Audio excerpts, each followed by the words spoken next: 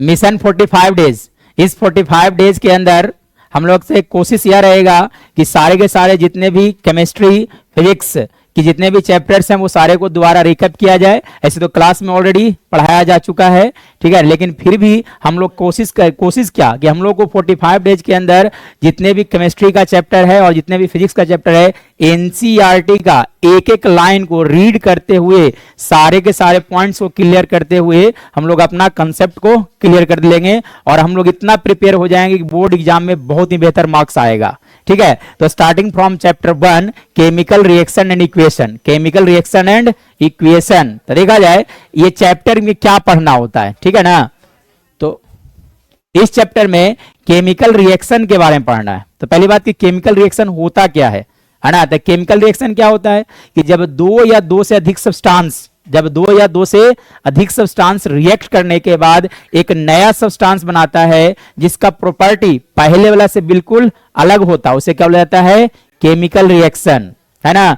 तो पहला point number 1 अगर एग्जाम में पूछ देता है व्हाट इज केमिकल रिएक्शन, तब आपका जवाब क्या होगा, when 2 or more than 2 substances react together and forms a new substance whose property is entirely different from the original one. This phenomenon is known as the chemical reaction. When 2 or more than 2 substances react together to form a new substance whose property is different from the original one is known as the chemical reaction. ठीक है, जैसे देखिए NCERT में कुछ example लिया गया है, ठीक है ना। जैसे देखो बोला गया consider the following situation of our daily life and think what happens when, ठीक है। देखो milk is left at room temperature during summer, during summer season अगर आप मिल्क को अगर छोड़ दीजिएगा ऐसे ही तो मिल्क खराब हो जाता है, मिल्क क्या हो जाता है, खट्टा हो जाता है, खट्टा होने के साथ साथ वो फट जाता है, ठीक है ना।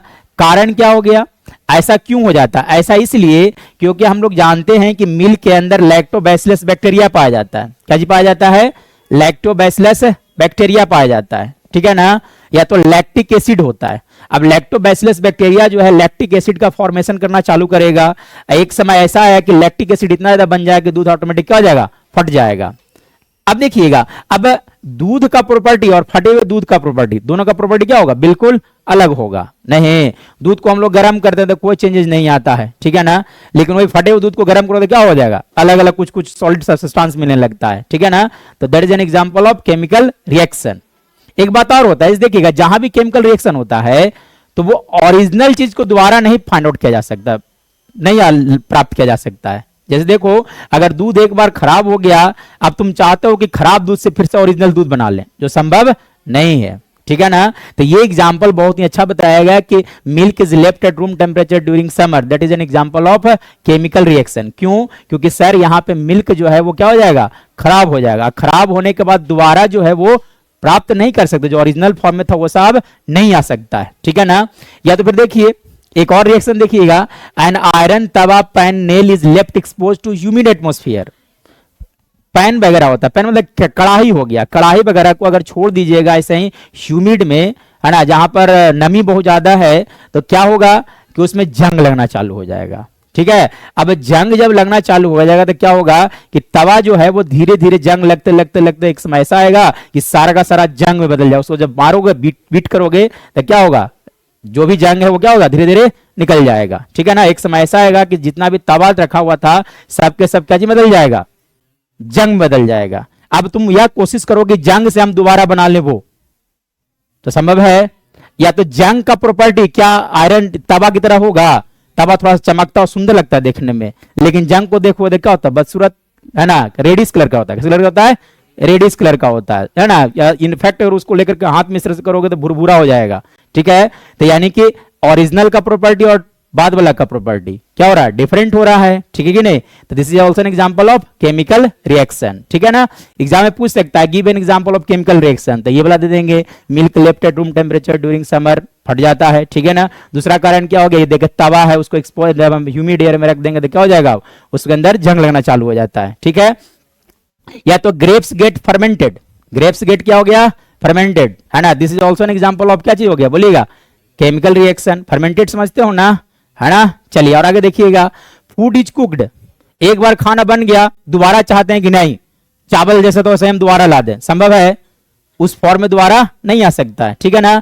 या तो फिर food food gets digested in our body, या तो हमारे शरीर के अंदर फूड एक बार शरीर के अंदर चला गया, वो डाइजेस्ट हो जाता है, तो है ना, that is also an example of chemical reaction, ठीक है ना। बी रिस्पायर, अब हम लोग जब रिस्पायर करते हैं तो रिस्पायरेशन का प्रोसेस हम जानते हैं हम लोग क्या होता है, रिस्पायरेशन के समय क्या होता है जानते हैं ना आप लोग, क्या होता है रिस्पायरेशन के टाइम, बोलिएगा। ग्लूकोज रिएक्शन करता है किसके साथ, ऑक्सीजन के साथ, ग्लूकोज का रिएक्शन होता है ऑक्सीजन के साथ, C6H12O6 रिएक्शन करता है किसके साथ, बोलिएगा, ऑक्सीजन के साथ, क्या बनाता है बोलिए, हाँ CO2, और क्या बनाता है, प्लस वाटर बनाता है, साथ साथ क्या बनाता है, एनर्जी देता है in the form of ATP, in the form of ATP, है ना। तो this is also an example of which type of reaction, बोलिएगा, है ना, this is also an example of chemical reaction. कोई दिक्कत, ठीक है, तो याद रखना है ना। तो ये देखिए, ये भी एक एग्जांपल होगा क्या चीज का, बोलिएगा, केमिकल रिएक्शन का। मतलब कुछ कुछ अगर एग्जांपल की बात किया जाए केमिकल रिएक्शन का, तो ये सब एग्जांपल हो गया, रिस्पायरेशन प्रोसेस हो गया, food gets digested in our body, या तो फिर फूड इज कुक्ड, ये सारा का सारा एग्जांपल है क्या चीज का, केमिकल रिएक्शन का, जो कि हम आसपास में देख रहे हैं, ठीक है। उसके बाद देखिएगा, आगे बढ़िएगा, इसके बाद देखिए क्या है, in all the above situation the nature and the identity of the initial substance have however changed. तुम इसमें जितने भी देखोगे इसमें क्या हो जाता है, सब कुछ चेंज हो रहा है। इनिशियल, जैसे खाना बनने से पहले चावल की अगर बात किया जाए, दूसरा उसका प्रॉपर्टी कुछ और, अब बाद में जो बना चावल उसका प्रॉपर्टी कुछ और हो जाएगा, ठीक है ना, ठीक है ना। We have already learned about the physical and the chemical changes. तो देखो आसपास में दो तरह का चेंजेस होता है, कुछ फिजिकल होता है, कुछ कुछ कैसा होता है, केमिकल होता है। तो फिजिकल चेंज कैसा होता है, एक ऐसा चेंज होता है जो कि टेम्पोररी चेंज होता है। कैसा चेंज होता है, टेम्पोररी चेंज होता है। नहीं, जैसे मान लिया जाए कि आप पानी लिए और उसको फ्रिज में रख दिए, है ना, फ्रीजिंग ऑफ वाटर, है ना। अगर आप फ्रिज में आप रख दीजिएगा, फ्रिज से बाहर निकल कर फिर से उसको पानी रोक दीजिए, बर्फ को रख दीजिए बाहर में, तो क्या हो जाएगा, वो फिर से पानी में आ जाएगा। तो that is an example of physical change, ठीक है ना, कोई दिक्कत। यानी कि जो टेम्पोररी चेंज होता है, सिर्फ कंडीशन को चेंज कर दोगे तो ऑटोमेटिक ओरिजिनल फॉर्म में आ जाएगा, तो उसी को हम लोग क्या बोलते हैं, फिजिकल चेंज बोला जाता है, कोई दिक्कत। लेकिन कुछ ऐसा चेंजेस होता है जो परमानेंट होता है, उसे हम लोग क्या बोलते हैं, केमिकल चेंज बोलते हैं। जैसे कि soaring of milk is a chemical change, नहीं, कोई दिक्कत। या तो फिर रिस्पायरेशन जो प्रोसेस हो गया, that is also an example of chemical change हो गया, ठीक है ना। आज जितने भी केमिकल रिएक्शन होता है in the form of chemical change होता है, कोई दिक्कत। चलिए, है ना, तो we have already learned about the physical and the chemical changes of matter in our previous classes, ठीक है ना। Be whenever a chemical changes occurs we can say that a chemical reaction has taken place। जहां पर भी chemical change होगा इसका मतलब वहां पे क्या हो गया होगा, केमिकल रिएक्शन हो रहा होगा, ठीक है। आगे बढ़िएगा, है ना। यू मे हैव, हाँ, तो यहां से क्या समझ में आया कि दो तरह का चेंजेस कितने प्रकार का होता है, दो तरह का। कौन कौन सा, फिजिकल चेंज और कौन सा हो गया, केमिकल चेंज हो गया। फिजिकल चेंज किसे बोला जाता है, टेम्पोररी चेंज को बोलते हैं। Give an example of physical change, हाँ, फॉर्मेशन ऑफ आइस। और कुछ बोलिएगा केमिकल चेंज, फिजिकल चेंज का, मेल्टिंग ऑफ बैग्स, और बोलो breaking of glass, this all are physical changes, कोई दिक्कत है ना। Give example of chemical change, burning of candle, और बोलो, हाँ, इस तरह से बहुत सारा चेंजेस आ सकता है, ठीक है ना। चलिए, you may have been you may perhaps be wondering as to what is actually meant by a chemical reaction, ठीक है ना। तभी हमने बताया केमिकल रिएक्शन क्या होता है कि जब दो या दो से अधिक सब्सटेंस रिएक्शन करने के बाद एक नए सब्सटेंस का फॉर्मेशन करता है जिसका प्रॉपर्टी पहले से बिल्कुल अलग होता है, उसे हम लोग क्या बोलते हैं, केमिकल रिएक्शन बोला जाता है, कोई दिक्कत समझा ना। when two or more than two substances react together and forms a new substance whose property is entirely different from the original one is known as the chemical change, कोई दिक्कत। चलिए अब आगे बढ़िएगा। How do we come to know that a chemical reaction has taken place? अब कैसे पता चलेगा chemical reaction हुआ कि नहीं हुआ, तो there are various ways by which we can know how the chemical reaction has taken place। जैसे देखिएगा कैसे पता चलेगा, जैसे कि चेंज इन कलर हो सकता है, क्या हो सकता है बोलिएगा, कलर चेंज हो जाएगा। जैसे देखो अगर बात किया जाए आयरन के बारे में, छोटा सा एग्जांपल लिया जाए तो आयरन का जो नेचुरल कलर होता है वो ग्रे कलर का होता है, कैसे कलर का होता है, लेकिन जब उसमें रस्ट का फॉर्मेशन होता है तो कैसा हो जाता है बोलिएगा, रेडिश ब्राउन हो जाता है। तो चेंज इन कलर हुआ कि नहीं हुआ, चेंज इन कलर हुआ कि नहीं हुआ, ठीक है नहीं। तो जहां पर भी चेंज इन कलर हो रहा है ओ लगता है कि यहाँ पे केमिकल रिएक्शन हो रहा है। और भी बहुत सारा प्रॉपर्टी है जिसका डिस्कशन थोड़ा सा और आगे हम लोग करते हैं, ठीक है ना। तो देखिए क्या लिखा है ना, कि how do we know that a chemical reaction is taken place. Change in colour हो सकता है, चेंज इन फिजिकल स्टेट हो सकता है, नहीं समझ रहे हो। दो को लिक्विड है, रिएक्शन करने बाद को सॉलिड बना देगा, उसको बोलते हैं फॉर्मेशन ऑफ प्रिसिपिटेट। क्या बन सकता है, फॉर्मेशन ऑफ प्रिसिपिटेट हो सकता है। Change in state of matter हो सकता है, मतलब सॉलिड सॉलिड रिएक्शन के बाद कोई लिक्विड बना दिया, ऐसा भी हो सकता है। सॉलिड गैस रिएक्शन के कोई लिक्विड बना दिया, ऐसा भी हो सकता है ना। कोई दिक्कत, तो इससे पता चलता है, ठीक है ना। Let us perform some activity to find out this answers. अब इसके लिए हम लोग क्या करते हैं, कुछ एक्टिविटी करते हैं। तो देखो ये एक्टिविटी में क्या दिया गया है ना। इस एक्टिविटी को हम पढ़ते नहीं है, हम आपको बता देते हैं सिर्फ, ठीक है। चलिए देखिए क्या क्या इस एक्टिविटी के अंदर है, देखो देखिएगा। तो इस एक्टिविटी के बारे में पहले प्यार से देखिए क्या है ये, है ना। ये देखो ये जो है वो मैग्नीशियम रिबन है, देखो लिखा हुआ है क्या चीज है, मैग्नीशियम रिबन है। कोई दिक्कत, मैग्नीशियम रिबन को क्या किया गया, जलाया गया है। मैग्नीशियम रिबन को क्या किया गया है, जलाया गया है। तो मैग्नीशियम रिबन को जब जलाया जाता है तो यहां पर एक है ना पाउडर लाइक सब्सटेंस बनेगा। क्या बनता है, पाउडर लाइक सब्सटेंस बनता है, ठीक है ना। आई जो पाउडर लाइक सब्सटेंस बनता है इसको हम लोग बोलते हैं मैग्नीशियम ऑक्साइड। क्या बोला जाता है बोलिएगा, मैग्नीशियम ऑक्साइड बोला जाता है, ठीक है। कोई दिक्कत। अब यहां से एक बहुत इंपॉर्टेंट क्वेश्चन बहुत बार एग्जाम में पूछा गया है कि मैग्नीशियम रिबन को बर्न करने से पहले, मैग्नीशियम रिबन को बर्न करने से पहले मैग्नीशियम रिबन को सैंड पेपर से रगड़ा जाता है, साफ किया जाता है, ठीक है ना। वाई डू वी रब magnesium ribbon before burning it, है ना। इसका पीछे रीजन क्या है, बहुत बार एग्जाम में क्वेश्चन पूछा गया है ये। इसके पीछे का रीजन क्या है, क्योंकि मैग्नीशियम जो है वो क्या रिएक्टिव एलिमेंट, कैसा एलिमेंट होता है, रिएक्टिव मेटल नहीं। रिएक्टिविटी सीरीज में अगर बात करोगे सोडियम, है ना, काना का मग अल्जन फे, ठीक है ना। तो काना का मग याद है ना, काना का मग। देखो तो मैग्नीशियम जो है वो चौथे नंबर पे आ रहा है। Magnesium is a reactive element. अब मैग्नीशियम ऑक्सीजन के साथ रिएक्शन कर करके मैग्नीशियम के ऊपर एक सरफेस बना रहेगा, काची का बना हुआ रहेगा, मैग्नीशियम ऑक्साइड का बना हुआ रहेगा ऑक्सीजन के साथ रिएक्शन करने के बाद, ठीक है ना। अब ये मैग्नीशियम ऑक्साइड का अगर लेयर उसके ऊपर बना हुआ है तो मैग्नीशियम का रिबन जो है वो जलेगा, लेकिन उतना ढंग से नहीं जलेगा। लेकिन जब सैंड पेपर से रगड़ देंगे तो फायदा क्या होगा कि मैग्नीशियम ऑक्साइड के लेयर को हमने क्या कर दिया, रिमूव कर दिया, हटा दिया। तो अब जब ये जलेगा तो बहुत ज्यादा डेजलिंग लाइट देगा। कैसे लाइट देता है, दम इतना लाइट देता है कि आंख तुम्हारा चकचौंध हो जाएगा, ठीक है ना। जैसे कि देखते हो कि जिसमें बिल्डिंग वगैरह होता है उसमें देखते हो कितना डेजलिंग लाइट देता है, उस तरह से लाइट प्रोड्यूस करने लगता है, ठीक है ना। तो इसी कारण से व्हाई डू वी रब, क्यों रब किया जाता है बोलिएगा, क्योंकि मैग्नीशियम के ऊपर क्या चीज का लेयर बना होता है, मैग्नीशियम ऑक्साइड का एक लेयर बना हो रहता है। और जब हम रब करेंगे सैंड पेपर से तब मैग्नीशियम ऑक्साइड का लेयर को हमने क्या किया, हटा कर दिया, रिमूव कर दिया। कोई दिक्कत, समझ रहा हो ना, इसीलिए रब किया जाता है। कोई दिक्कत, हाँ। तो मैग्नीशियम रिबन को जब बर्न किया जाता है तो क्या बनता है बोलिएगा, क्या बनता है। तो देखो यहां पर जो रिएक्शन होता है वो कुछ ऐसा होता है, कैसा होता है देखिएगा, है ना। मैग्नीशियम है प्लस क्या लिख दो आप, ऑक्सीजन।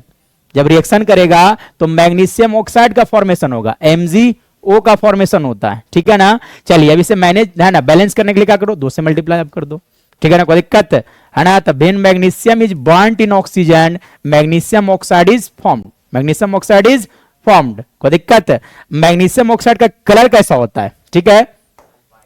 तो मैग्नीशियम ऑक्साइड का कलर कैसा होता है, व्हाइट। एग्जाम में पूछा जा सकता है कि what is the colour of magnesium oxide. तो मैग्नीशियम ऑक्साइड का कलर कैसा होता है बोलिएगा, हाँ। तो ये मैग्नीशियम ऑक्साइड का कलर कैसा होता है बोलिएगा, व्हाइट कलर का होता है, याद रहेगा। Magnesium oxide is white in colour, यानी कि जब मैग्नीशियम को बर्न किया जाता है तो डेजलिंग लाइट मिलेगा और साथ साथ क्या मिलता है बोलिएगा, डेजलिंग लाइट मिलता है और व्हाइट पाउडर मिलता है। अब व्हाइट पाउडर क्या चीज का होगा बोलिएगा, मैग्नीशियम ऑक्साइड का होगा, ठीक है ना। कोई दिक्कत, सर हो। अब चलिए आगे बढ़िएगा। तो यही सब इसके अंदर लिखा हुआ है, पढ़ दिया जाए कि समझ गए होगे, समझ गए हो, चलिए, है ना। तो ये याद रखना है, मैग्नीशियम ऑक्साइड, मैग्नीशियम जब ऑक्सीजन के प्रेजेंस में बर्न करता है तो क्या देता है, क्या बनता है, मैग्नीशियम ऑक्साइड और क्या बनता है, डेजलिंग लाइट मिलता है, light and heat, light and heat मिलता है। तो प्लस लाइट एंड हीट भी लिख सकते हैं आप, plus light and heat both are formed. कोई दिक्कत? चलिए अब आगे बढ़िएगा। अब देखिए इसके बाद अगला में, हाँ तो पहले इतना समझ में आया ना। तो पहले हम लोग क्या सीखे, केमिकल रिएक्शन क्या होता है। तो केमिकल रिएक्शन क्या होता है, हर एक बच्चा को याद होना चाहिए। केमिकल रिएक्शन क्या होता है, when two or more than two substance react together to form a new substance whose property is entirely different from the original one is known as the chemical reaction, है ना। give example of some chemical reaction। तो क्या हो गया, ये हो गया burning of magnesium ribbon, burning of magnesium ribbon to form white like powder is also an example of chemical reaction। नहीं कोई दिक्कत? और फिर कुछ और भी एग्जांपल दे सकते हैं, रस्टिंग ऑफ आयरन हो गया, है ना, फूड इज कुक्ड, इस तरह से कुछ कुछ हो गया। चेंजेज आसपास में कितने तरह का होता है बोलिएगा, दो तरह का चेंजेज होता है। कौन कौन सा, फिजिकल और केमिकल चेंज होता है। इतना स्टूड है। चलिए अब आगे बढ़ा जाए, देखिएगा। तो ये एंड ऑफ पेज नंबर 1, ठीक है ना। अब हम लोग आते हैं पेज नंबर 2। देखिए क्या है जो, देखो ये एक्टिविटी, सेकंड एक्टिविटी क्या कह रहा है, एक्टिविटी नंबर 2, है ना। तो एक्टिविटी नंबर 2 में क्या लिखा गया है, take lead nitrate, lead nitrate लिया जाए। तो लेड नाइट्रेट का केमिकल फॉर्मूला क्या होता है बोलिएगा। हाँ तो लेड नाइट्रेट का केमिकल फॉर्मूला क्या लिखा जाता है बोलिएगा, PbNO3, PbNO3, ठीक है ना। कोई दिक्कत, PbNO3 हो गया, ठीक है ना। Take lead nitrate solution in test tube and add potassium iodide, और इसके अंदर क्या ऐड कर दो बोलिएगा, पोटासियम आयोडाइड, मतलब Ki ऐड किया जाए। कोई दिक्कत? चलिए, है ना। व्हाट डू यू ऑब्जर्व, तो इसमें क्या तुम ऑब्जर्व करते हो, तो देखो कैसे क्या होगा। तो जब रिएक्शन होगा तो क्या होगा बोलिएगा, PbI2 लेड आयोडाइड, ठीक है ना। अब प्लस PbNO3 का होल 2 ना होगा, ठीक है, प्लस क्या लिखोगे आप बोलिएगा, KNO3 लिखाएगा। अब यहां पे क्या ऑब्जर्व करते हो, है ना। तो देखिएगा लेड नाइट्रेट का कलर देखो कैसा होता है, हाँ रेड, इसका कलर कैसा होता है, ये कलरलेस होता है। कैसा होता है, कलरलेस होता है, समझ रहे हो ना। रिएक्शन होने के बाद ये जो लेड आयोडाइड मिला, इसका कलर कैसा हो जाता है बोलिएगा, येलो कलर का होता है। कैसा हो जाता है, येलो कलर का हो जाता है। कैसा हो जाता है बोलिएगा। अब देखने वाली बात है कि कलरलेस चीज जब रिएक्शन कहते कैसा हो गया, येलो हो गया।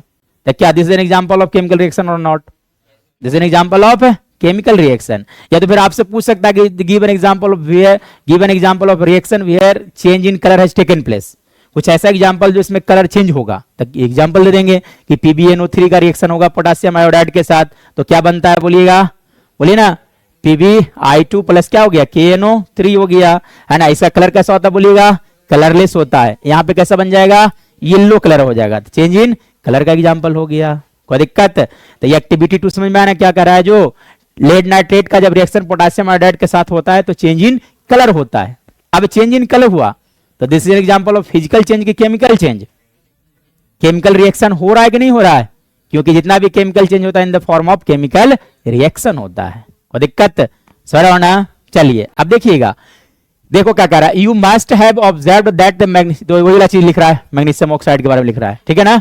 कोई दिक्कत, एक बार देख लिया जाए। You must have observed that the magnesium ribbon Burns with A dazzling white flame and changes into white powder. पहले बताए थे कि मैग्नीशियम ऑक्साइड कैसा होता है, व्हाइट पाउडर बन जाता है, ठीक है ना। This powder is magnesium oxide, ये क्या होता है बोलिएगा, मैग्नीशियम ऑक्साइड होता है, ठीक है ना। It is form due to the reaction between the magnesium and oxygen presence in the air. Doubt यहां तक है ना। एक्टिविटी 2 आपके सामने है, ठीक है ना। अब देखिए एक्टिविटी 1.3 में क्या कह रहा है, ठीक है। तो देखो एक्टिविटी 1.3 को देखो, ये सारे रिएक्शंस को आप लोग क्या कीजिएगा, कॉपी में लिखते जाइए, मैंने बुक में ही बगल में लिखते चले जाइएगा, ठीक है ना। जितना भी इंपॉर्टेंट पॉइंट्स लगता है सबको नोट डाउन करते चले जाना है, ठीक है। चलिए आगे देखिएगा, एक्टिविटी 1.3 क्या कह रहा है, टेक फ्यू जिंक ग्रेन्युअल्स, क्या लिया जाए, जिंक ग्रेन्युअल्स लिया जाए, ठीक है ना, in a conical flask and a test tube, ठीक है ना। क्या ले लिया गया बोलिएगा, जिंक ग्रेन्युअल है। जैसे देखो आप यहां पर देखोगे तो समझ में आएगा, देखो इस वाला में देखो, ठीक है ना। तो देखो ये जो नीचे जो देख रहे हो वो सब क्या चीज है, जिंक ग्रेन्युअल्स है। क्या चीज हो गया, जिंक ग्रेन्युअल। समझते हो ना क्या होता है, जो जिंक ग्रेन्यूल्स, ग्रेन्यूल समझते हो ना, दाना होता है, ठीक है ना, टुकड़ा, छोटा छोटा टुकड़ा ले लिए, ठीक है। चलिए अब हमने क्या किया, जिंक ग्रेन्यूल्स ले लिया, कॉनिकल फ्लास्क के अंदर ले लिया, this is a conical flask, कोई दिक्कत। अब आगे बढ़ो, क्या कर रहा है, take a few zinc granules in a conical flask और a test tube, add dilute hydrochloric acid, इसमें क्या डाल दिया जाए, हाइड्रोक्लोरिक एसिड डाल दिया जाए, तो क्या डाल जाए, सल्फ्यूरिक एसिड डाल दिया जाए, ठीक है। मतलब यहां पर क्या होगा, देखो अगर बहुत प्यार से अगर बात किया जाएगा तो हमने क्या लिया था, जिंक था, क्या था, जिंक। जिंक के अंदर हमने क्या डाल दिया बोलिएगा, HCl, क्या डाल दिया, मान लेते हैं HCl, रिएक्शन होगा, ठीक है ना। देखो अब रिएक्शन होगा तो क्या होगा, देखना बहुत प्यार से, ठीक है, रिएक्शन होगा तो क्या होगा, अब देखिएगा जब रिएक्शन होगा तो क्या बनता है, यहां पर रिएक्शन होने के बाद बनता है ZnCl2 प्लस क्या बनता है आपका H2 बनता है, बैलेंस करने के लिए दो से यहां से मल्टीप्लाई किया जाए, कोई दिक्कत। अब चले देखिए, अब देखोगे तो यहां पर अगर बात किया जाएगा तो जिंक, ये जिंक कौन से स्टेट में पाया जाता है, सॉलिड, ये कैसा हो गया बोलिएगा, सॉलिड इन नेचर होता है। HCl कैसा होता है बोलो, लिक्विड होता है। ये कैसा होता है बोलिएगा, है ना, ये कैसा हो गया बोलिएगा, लिक्विड हो गया, ठीक है ना, लिक्विड हो गया, कोई दिक्कत। ZnCl2 बना, ये भी कैसे बनेगा, सॉलिड बनेगा, ठीक है ना। ये हाइड्रोजन गैस बना, कौन सा गैस बना, यानी कि formation of gas has taken place here, क्या हुआ, एक गैस बना और गैस का नाम क्या था, हाइड्रोजन गैस बना, कोई दिक्कत सर होना। यानी कि क्या कह रहा था, टेक फ्यूज, है ना, समझ में आना, ऐड इसमें के अंदर डाले, या तो फिर ऐसा भी हो सकता था कि क्या लिया जाता बोलिएगा, सल्फ्यूरिक एसिड ले लेते, क्या लेते बोलिएगा, सल्फ्यूरिक एसिड, Zn प्लस क्या ले लो, H2SO4। अब रिएक्शन होगा तो क्या बनेगा बोलिएगा, ZnSO4 प्लस क्या लिखा गया, H2 हो गया। तो ओवरऑल कौन सा गैस बन रहा है दोनों ही रिएक्शन में, देखिएगा तो हाइड्रोजन गैस बन रहा है, कोई दिक्कत, ठीक है ना, है ना। तो क्या कह रहा है, do you observe anything happening around the zinc granules, कह रहा है कि क्या तुम कुछ देखोगे, तो हाँ देखोगे, क्या देखोगे, ये देखो ये जिंक ग्रेन्यूल्स है ना, यहां पर अगर मान दिया गया इस तरह से जिंक ग्रेन्यूल्स था तो इसके चारों तरफ देखोगे तो बजिंग साउंड प्रोड्यूस होगा, जैसे कि कोल्ड ड्रिंक वगैरह ग्लास वगैरह कभी डाले हो तो किस तरह से सन से आवाज नहीं आता है, बस उस तरह से सनसनाहट की आवाज आएगा, सर आना अल्लाह, कुछ इसके अंदर से बुलबुला बन के निकल रहा है, किस तरह से बन के निकल रहा होगा, बुलबुला बन के निकल रहा होगा, ठीक है ना। तो जो बुलबुला बन के निकल रहा है वो क्या चीज एक्चुअली में, हाइड्रोजन गैस, कौन सा गैस बन रहा होगा, और हाइड्रोजन गैस जो बन करके निकल रहा है इसलिए आवाज आ रहा है, सन सन की आवाज आ रहा है, कोई दिक्कत सर है ना। तो क्या ऑब्जर्व करोगे, बोलो क्या ऑब्जर्व करोगे, बजिंग साउंड, कैसे साउंड ऑब्जर्व होगा, बजिंग साउंड ऑब्जर्व होगा। क्यों हो रहा होगा buzzing sound, due to the formation of hydrogen gas, है ना। या तो फिर फॉर्मेशन, बबल्स का फॉर्मेशन बनते हो, देखो ये सब दिखाएगा ना एनसीईआरटी बुक में, क्या दिखा देगा, बबल्स का फॉर्मेशन बनते हुए दिखा देगा, सर है ना। जैसे कि कोल्ड ड्रिंक ब्रेड डालते नहीं देखते हो, बबल्स का फॉर्मेशन होता है ऑटोमेटिक, ठीक है ना। इसी तरह से इसके अंदर क्या होगा, बबल्स का फॉर्मेशन होना चालू होगा, ठीक है ना।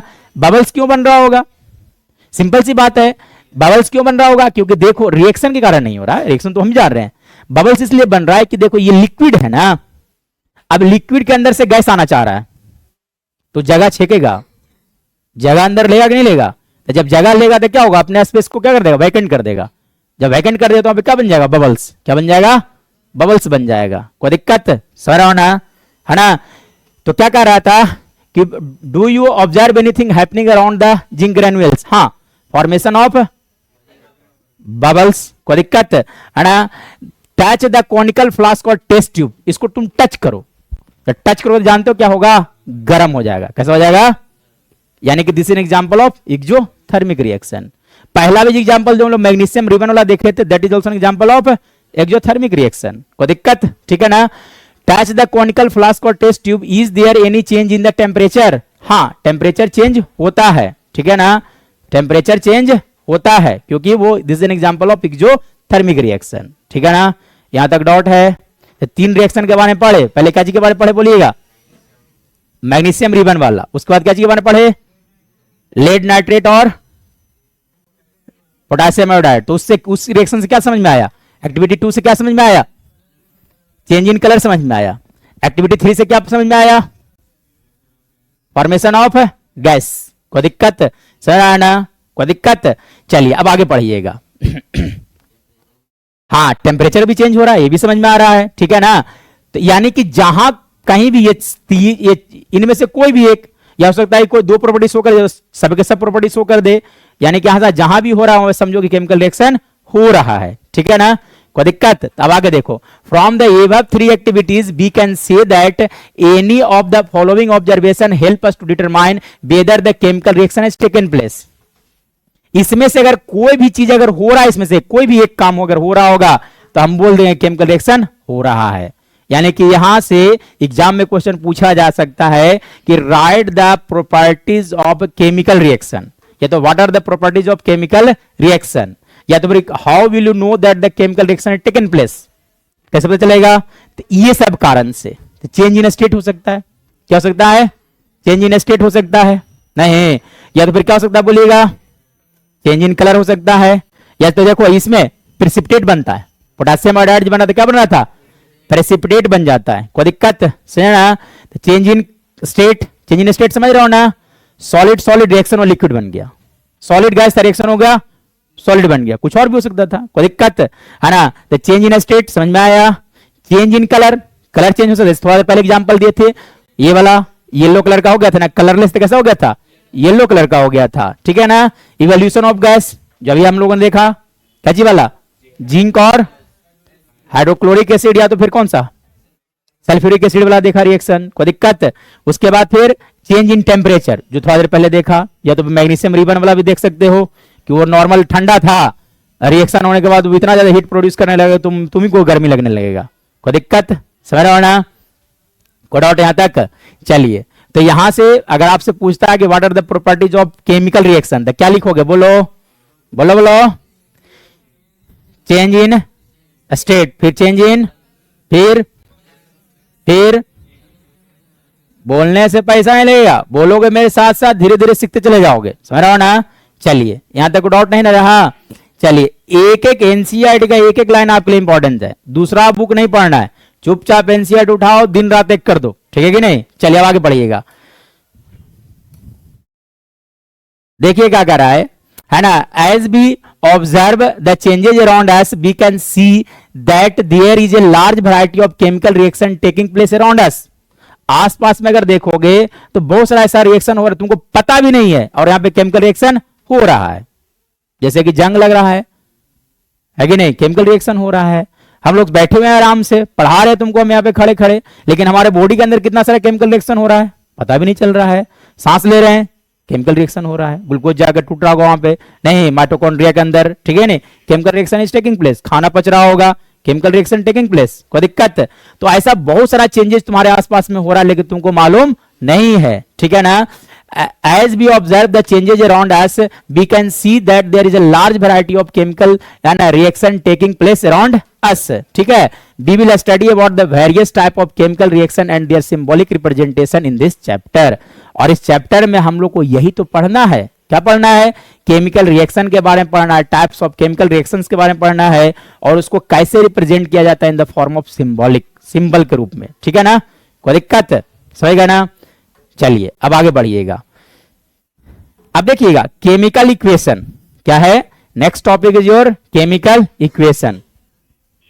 केमिकल इक्वेशन क्या होता है, अब देखिएगा जितने भी केमिकल रिएक्शन होता है, जितने भी केमिकल रिएक्शन होता है उसको बहुत ही शॉर्टकट तरीका से लिखा जा सकता है।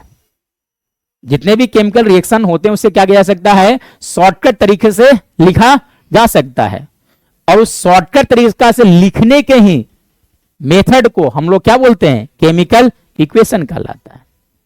नहीं समझ में आया, नहीं समझ में आया। केमिकल इक्वेशन क्या होता है कि जितने भी रिएक्शंस आप देख रहे हैं, जैसे कि थोड़ा देर पहले आप देख रहे थे मैग्नीशियम रिबन वाला देखे थे ना, अब देखो एक बच्चा क्या करेगा कि इस तरह से लिखेगा, ठीक है ना, किस तरह से लिखता है। यदि मान लिया जाए कि बच्चा जो है, जैसे देखो यहां पे लिखा हुआ है मैग्नीशियम ऑक्सीजन के साथ रिएक्शन किया तो क्या बना, मैग्नीशियम ऑक्साइड बना।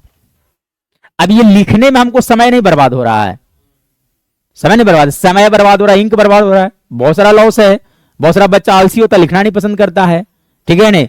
तो एक शॉर्टकट तरीका होता है इस चीज को रिप्रेजेंट करने का, और जो शॉर्टकट तरीका से इसको रिप्रेजेंट कर सकते हैं उसी को हम लोग क्या बोलते हैं, केमिकल इक्वेशन। क्या बोला जाता है, ये जो लिखा गया इसे बोला जाता है बर्ड इक्वेशन। क्या बोलते हैं, बर्ड इक्वेशन। क्या बोला जाएगा, हाँ, इस केस का रिएक्शन क्या पूरा लिख दिए तो क्या कहला जाएगा, बर्ड इक्वेशन। जैसे देखो हाइड्रोजन ऑक्सीजन के साथ रिएक्शन करता है तो वाटर बनाता है, तो हाइड्रोजन प्लस ऑक्सीजन एरो देंगे, बनेगा क्या चीज बोलिएगा, वाटर बनेगा, तो that is the bird equation, ठीक है ना। लेकिन नहीं, केमिकल इक्वेशन में क्या होता है, शॉर्टकट तरीका से। अब हम लोग मैग्नीशियम को मैग्नीशियम नहीं लिखेंगे, बल्कि मैग्नीशियम का क्या यूज करेंगे, सिंबल। क्या यूज किया जाएगा, सिंबल। तो मैग्नीशियम का सिंबल हो गया Mg। ऑक्सीजन के लिए क्या लिखा जाता है बोलिए, O2। रिएक्शन होता क्या बनेगा, मैग्नीशियम ऑक्साइड। तो मैग्नीशियम ऑक्साइड का केमिकल फॉर्मूला लिखा जाएगा, तो इसे क्या बोला जाएगा, MgO। क्या बोलेंगे, MgO। कोई दिक्कत। और देखिएगा ये जो रिएक्शन से पहले जो है इसे हम लोग बोलते हैं रिएक्टेंट। क्या बोला जाता है, रिएक्टेंट बोला जाता है, ठीक है ना। ये मैग्नीशियम और ऑक्सीजन दोनों को हम लोग क्या बोलेंगे, बोलिएगा, रिएक्टेंट बोला जाएगा, रिएक्टेंट बोला जाएगा, सर ना। ये जो बन रहा है इसे हम लोग क्या बोलते हैं, प्रोडक्ट बोला जाता है, ठीक है। और रिएक्टेंट और प्रोडक्ट के बीच में हमेशा क्या किया जाता है, एक एरो का साइन रखा जाता है, ठीक है ना। अब अगर आपसे कोई पूछता है कि व्हाट इज केमिकल इक्वेशन, तो क्या बोलिएगा कि short hand representation of chemical reaction, short hand representation of chemical reaction in the form of symbols and chemical formula is known as the chemical equation. नहीं समझ में आया, short hand representation of any chemical reaction in the form of symbol and chemical formula, इसी को हम लोग क्या बोलते हैं, केमिकल इक्वेशन बोला जाता है। नहीं समझे, फिर से मेरे साथ साथ एक बार बोल दीजिएगा, है ना। क्या होता है chemical equation, short hand representation of chemical reaction in the form of symbol and the chemical formula is known as the chemical equation. कोई दिक्कत। Give an example of chemical equation, तो देखो ये सामने जो है this is an example of chemical equation. कोई दिक्कत सर और ना, this is an example of chemical equation. और भी हो सकता है, जैसे देखिएगा, ये देखो अगर मान लिया जाए, बात किया जाए कि ऐसा कुछ हो कि जैसे Zn प्लस H2SO4 पहले जो हम लोग पढ़ रहे थे, ठीक है कि नहीं। तो यहां पे क्या बनता है बोलिएगा, ZnSO4 प्लस क्या हो गया आपका H2 हो गया। This is also example of chemical equation. कोई दिक्कत। अब देखो केमिकल इक्वेशन भी दो तरह का होता है, कितने तरह का होता है, दो तरह का होता है, ठीक है ना, बैलेंस्ड और unbalanced. There are two type of chemical equation, balanced chemical equation and unbalanced chemical equation, ठीक है ना। बैलेंस किसे बोला जाता है, ठीक है ना, तो वैसा केमिकल इक्वेशन जिसमें लेफ्ट हैंड साइड मतलब रिएक्टेंट के तरफ और प्रोडक्ट के तरफ हर एक एलिमेंट्स का अगर नंबर सेम होगा तो उसे हम लोग क्या बोलते हैं, balanced chemical equation. If the number of each elements involved in A reaction is equal on both side of the equation, that is number of, है ना, that is number in the reactant is equal to number in the product, तो उसको हम लोग क्या बोलेंगे, है ना, if the number of each element involved in any chemical reaction in reactant is equal to the number of elements in the product, तो उसको हम लोग क्या बोलेंगे, गलत है बोलिए ना, बैलेंस्ड केमिकल इक्वेशन। जैसे देखिएगा एक एग्जांपल दिया जाए बैलेंस्ड का, जैसे देखो अभी थोड़ा देर पहले देखे थे Zn प्लस क्या लिख दो H2SO4, तो रिएक्शन में क्या बनता है बोलिएगा, ZnSO4 प्लस क्या लिख दिया जाए यहाँ पे H2 लिख दिया जाए, तो this is a balanced chemical equation. क्यों, क्योंकि इसमें अगर देखोगे तो जिंक देखो कितने हैं, एक, कितना जिंक है, इधर में जिंक देखो कितना है, एक, हाइड्रोजन कितना है, दो, इधर भी हाइड्रोजन में देखो कितना है, दो है, सल्फर कितना है, एक, इधर भी एक है, ऑक्सीजन कितना है, चार, इधर भी कितना है, चार है, तो this is an example of balanced chemical equation. If the number of each reacting species on both side are equal then the reaction will be, then the chemical equation will be balanced, ठीक है ना। ये अगर equal नहीं हुआ तो उसको क्या बोला जाएगा, अनबैलेंस्ड। जैसे देखो अभी थोड़ा देर पहले मैग्नीशियम रिबन वाला हम लोग देखे थे ना, ये देखिएगा मैग्नीशियम रिबन वाला अगर बात किया जाएगा तो मैग्नीशियम रिबन वाला याद करो, मैग्नीशियम प्लस ऑक्सीजन जब रिएक्शन होता है क्या बनता है, MgO।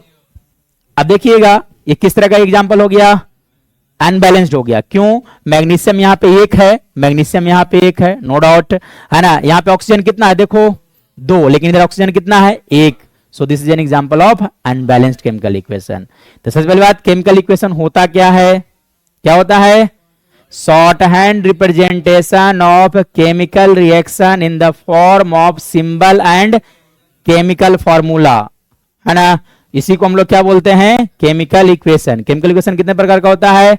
दो तरह का होता है। कौन कौन सा? बैलेंस्ड और अनबैलेंस्ड। रिएक्टिंग स्पेसीज का अगर हर एक एलिमेंट का दोनों तरफ नंबर सेम होगा तो उसे बोलता है बैलेंस, अगर दोनों तरफ सेम नहीं हो तो क्या बोला जाता है? अनबैलेंस्ड बोला जाता है। को डाउट? चलिए एग्जाम्पल के तौर पर अगर मांगता है एग्जाम में तो लिख दिया जाएगा बैलेंस्ड कौन सा है, अनबैलेंस्ड कौन सा है। लेकिन एक बहुत ही रिमार्केबल बात है कि जब रिएक्शन लिखा जाता है, जब कभी भी केमिकल इक्वेशन लिखा जाता है तो हमेशा हम लोग बैलेंस्ड लिखते हैं। कैसे लिखा जाता है? बैलेंस्ड लिखा जाता है, ठीक है ना। अब बैलेंस्ड केमिकल इक्वेशन क्यों लिखा जाता है? According to law of conservation of mass, according to law of conservation of mass, mass of reactant should be equal to the mass of product. Exam में पूछ सकता है कि why do we need to balance any chemical equation, किसी भी chemical equation को balance करने की क्यों जरूरत पड़ता है? क्योंकि according to the law of conservation of mass, जितना मास ऑफ रिएक्टेंट होगा उतना ही मास ऑफ प्रोडक्ट होगा। तो कब ऐसा हो पाएगा? जब सब एलिमेंट्स का नंबर सेम होगा। इसमें रहो, जब हर एक एलिमेंट्स का नंबर क्या होगा? सेम होगा दोनों तरफ, तभी लॉ ऑफ कंजर्वेशन को सेटिस्फाई कर पाएगा, ठीक है ना। तो अगर पूछता है आपसे एग्जाम में कि why do we write balanced chemical equation, तो क्या जवाब आएगा? In order to satisfy the law of conservation of mass. और अगर डिटेल में पूछता है तब लिखेंगे कि अगर number of each elements on both side अगर इक्वल हो जाता है तो उससे फायदा यह है कि mass of each element on both side will be equal. बात नहीं समझ में आ रहा है? ठीक है, दोनों तरफ क्या हो जाएगा? इक्वल हो जाएगा। इसी कारण से हम लोग क्या करते हैं? बैलेंस करते हैं। देखो फॉर एग्जाम्पल देखिए, ये देखो है ना, H2 प्लस O2 रिएक्शन होता है, क्या बनता है बोलिएगा? H2O। तो देखते हैं कि यहाँ पे law of conservation of mass follow हुआ कि नहीं हुआ अगर बैलेंस नहीं करते हैं तो। अब देखिएगा यहां पर देखो कितने ग्राम हो गया, एक हाइड्रोजन का एटॉमिक मास कितना होता है? एक। तो दो के लिए कितना हो गया? दो। इसके लिए कितना होगा, है ना, कितना हो गया? एक के लिए 16, तो दो के लिए कितना हो गया? 32। यानी कि ओवरऑल रिएक्टेंट का मास कितना पाया गया बताइएगा? बोलिए ना, कितना आ गया? 34। कितना आ गया? Atomic mass unit. कोई दिक्कत? यार देखो इसके तरफ अगर देखोगे तो कितना हो जाएगा बोलिएगा? एक हाइड्रोजन के लिए, एक, दो हाइड्रोजन के लिए कितना हो गया? दो। अब प्लस 16 यानी कितना आ गया? 18। 18 atomic mass unit, 34 atomic mass unit, क्या बराबर है दोनों? लेकिन इसी चीज को अगर हम लोग बैलेंस कर देते हैं तो फायदा यह होगा कि दोनों तरफ मास क्या हो जाएगा? इक्वल हो जाएगा। जैसे देखो अगर बात किया जाए इसी चीज को बैलेंस कर दिया जाता, H2 प्लस O2 रिएक्शन होता क्या बनता बोलिएगा? 2H2O। 2H2O, तो यहां पे 2 लिख दो। अब देखो मास निकाल के दोनों तरफ सेम आएगा, गारंटी। चलिए देखिए आ जाइए, तो यहां पे कितना लिखा आएगा? 4 ना है, इसलिए 4। ये कितना हो गया बोलिएगा? प्लस 32 यानी कितना आ गया? 36 एटॉमिक मास यूनिट आया, है ना। यहां पर देखो, यहां पर कितना हो गया? 2 प्लस कितना? 16 इंटू कितना हो गया आपका? 2। बाहर से 2 से मल्टीप्लाई जो किया यानी कितना आ गया बताइएगा? 36 एटॉमिक मास यूनिट। क्या दोनों तरफ सेम आया कि नहीं आया? आया ना। तो इसीलिए बैलेंस किया जाता है, ठीक है ना। तो why do we balance chemical equation समझ में आएगा ना? In order to satisfy the law of conservation of mass. ठीक है, यहां तक डाउट? चलिए और आगे बढ़िएगा।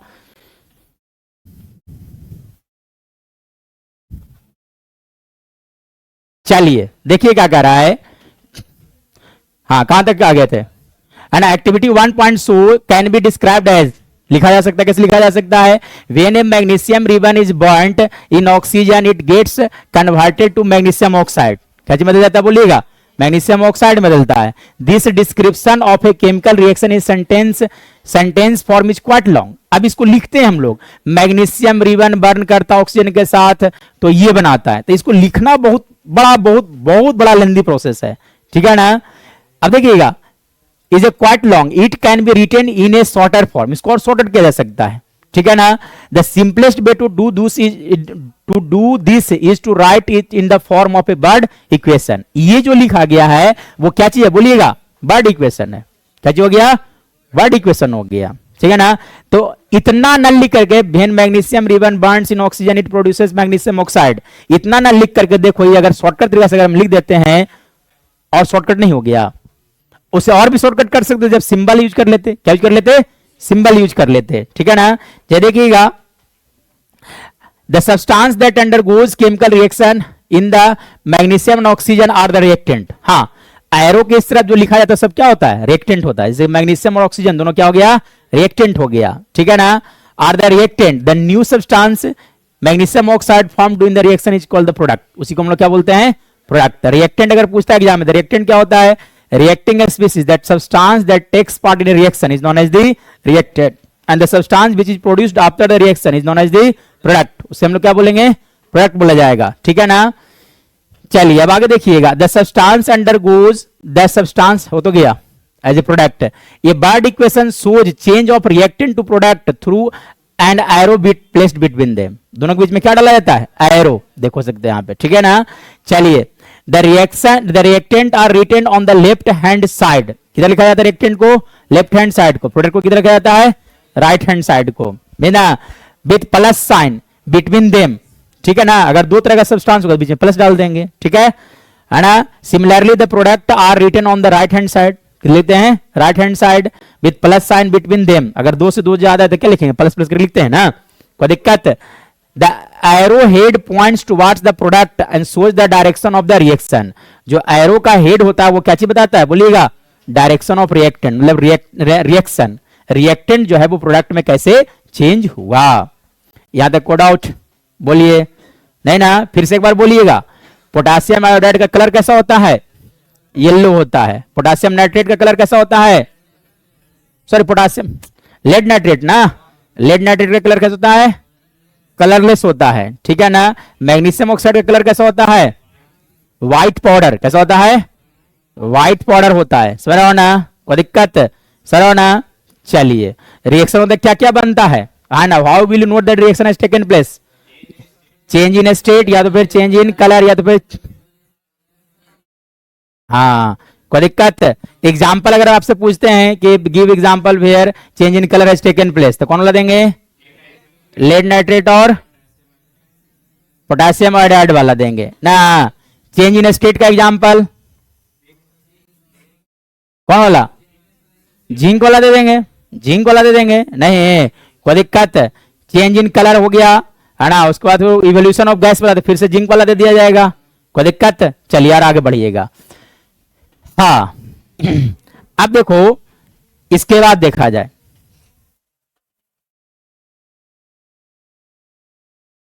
है ना, राइटिंग ए केमिकल इक्वेशन। अब हम लोग लिखने जा रहे हैं कि केमिकल इक्वेशन कैसे लिखा जाएगा। तो इसको पढ़ने से अच्छा है कि तो बता ही दिए भाई कैसे लिखा जाएगा, सिंबल के रूप में। किस तरह से लिखते हैं? सिंबल और फॉर्मूला के रूप में लिख देते हैं। तो ये पढ़ने की जरूरत नहीं होगा, ठीक है कि नहीं, खुद से कर सकते हो यो, ठीक है ना। Content compare the number of, इस तो वही है नहीं। बैलेंस्ड केमिकल इक्वेशन, अभी थोड़ा देर पहले बताया कि बैलेंस्ड केमिकल इक्वेशन क्या होता है कि अगर दोनों तरफ रिएक्टेंट के तरफ हर एक एलिमेंट का, प्रोडक्ट के तरफ हर एक एलिमेंट का अगर नंबर सेम होगा तो उसे क्या बोलेंगे? बैलेंस्ड। अगर दोनों तरफ नंबर सेम ना तो उसका क्या बोलते हैं? अनबैलेंस्ड बोला जाता है। जैसे देखो, ये जिंक वाला एग्जांपल लेके चला गया यहाँ पे, ठीक है ना। Zn प्लस H2SO4 काउंट करो दोनों तरफ, सब कुछ का नंबर क्या पाया जाएगा? Same same. This is an example of balanced chemical equation, ठीक है ना। तो ये सब पढ़ने की जरूरत नहीं है आई थिंक, ठीक है। ये देखो, ये वाला देखो, let us try to balance the following chemical equation. अब बैलेंस करने के लिए सीखना होगा आपको, ठीक है ना। तो बैलेंसिंग किया जाता है by the help of heat and trial method. कौन सा मेथड किया जाता है? Heat and trial method. Heat and trial मतलब क्या हो गया? कोशिश करके देखो, चाहे तो सही हो जाए, नहीं कोई दिक्कत। तो देखिएगा, अगर बात किया जाए तो हाँ, एक और तरीका होता है। अगर मान लीजिए कुछ ज्यादा अगर भारी आ जाता है तो एक और तरीका है हमारे पास जिससे आप बैलेंस कर सकते हैं, एबीसी मान कर कोफिशिएंट वगैरह लिख करके, ठीक है ना। तो बताते हैं, अभी रुक जाएगा। जैसे देखिए, इसको बैलेंस करना है तो कैसे बैलेंस किया जाएगा? देखो, Fe प्लस H2 रिएक्शन होता क्या बनता है? बोलिएगा, Fe3O4 प्लस H2। जितना एनसीईआरटी का रिएक्शन है सब याद कर लेना, एक भी रिएक्शन को छोड़ना नहीं है, विथ कलर उलट सब कुछ, कलर स्टेट टू स्टेट सब याद कर लेना है, ठीक है ना। चले आ जाइएगा, Fe प्लस H2O रिएक्शन होते क्या बनता है? Fe3O4 plus H2। पहले देखो कि बैलेंस्ड है कि अनबैलेंस्ड है। देखो यहाँ पे आयरन कितना है? 1। इधर में आयरन कितना है? 3। अनबैलेंस्ड हो गया, ठीक है ना, कोई दिक्कत? अब इसे बैलेंस करना पड़ेगा। तो बैलेंस करने के लिए सोचो, है ना। देखो, ऑक्सीजन यहाँ पे कितना है? बोलो, कितना ऑक्सीजन है? 1। इधर ऑक्सीजन कितना है? 4। इधर हाइड्रोजन कितना है? 2। इधर हाइड्रोजन कितना है? कितना हाइड्रोजन? बोलो ना, 2 है, तो पहले बैलेंस किया जाए। तो बैलेंस करने के लिए क्या किया जाए, देखिएगा। तो पहले तो आप एक काम करो कि ऑक्सीजन को 4 बना लो, ऑक्सीजन को 4। तो 4 कैसे बनेगा, देखो लिखा हुआ था क्या चीज, Fe प्लस H2O रिएक्शन हुआ था, क्या बना, Fe3O4 प्लस क्या लिखा गया आपका, H2 लिखा गया। तो पहले आप एक काम करो कि आयरन ऑक्सीजन को बैलेंस कर लो। तो ऑक्सीजन यहां पे कितना है, 4। तो 4 करने के लिए क्या करोगे, यहां पे 4 से मल्टीप्लाई। तो हाइड्रोजन कितना हो गया, देखो तो 8। तो 8 करने के लिए क्या करोगे, यहां पर 4 से मल्टीप्लाई, हाइड्रोजन ऑक्सीजन बैलेंस, ठीक है ना। अब देखो आयरन, आयरन यहां पे कितना था, 3। तो 3 बैलेंस के लिए क्या करेंगे, यहां पे 3 से मल्टीप्लाई, हो गया बैलेंस। कोई दिक्कत, सरावना, कोई दिक्कत। चलिए लिखना था, लो लिख लो, है ना। Fe प्लस H2O बैलेंस जब हम लोगों ने किया तो क्या बना, Fe3O4 प्लस आपका हो गया H2, ठीक है ना। बैलेंस करने के लिए यहां पे 3 से मल्टीप्लाई, यहां से 4 से, और यहां पर आपने क्या किया, 4 से मल्टीप्लाई कर दिया, हो गया, और क्या, बैलेंस हो गया, ठीक है। चलिए, तो इस तरह से बैलेंस किया जाएगा। हाँ, बैलेंस क्यों करते, समझाया ना, क्यों करते हैं बैलेंस, हाँ, ताकि mass of reactant equal to mass of product हो जाए, इक्वल करने के लिए नहीं, इक्वल कर रहा है लेकिन क्या चीज को, मास को इक्वल करना है दोनों तरफ, ठीक है ना। इसके बाद देखा जाए, चलो देखो ये स्टेप लिखा है, तो काउंट करो, ये करो, वो करो, ठीक है कि नहीं। ये सब आई थिंक बताने की जरूरत नहीं होगा, ठीक है, ये सब आप खुद से भी पढ़ सकते हैं, है ना।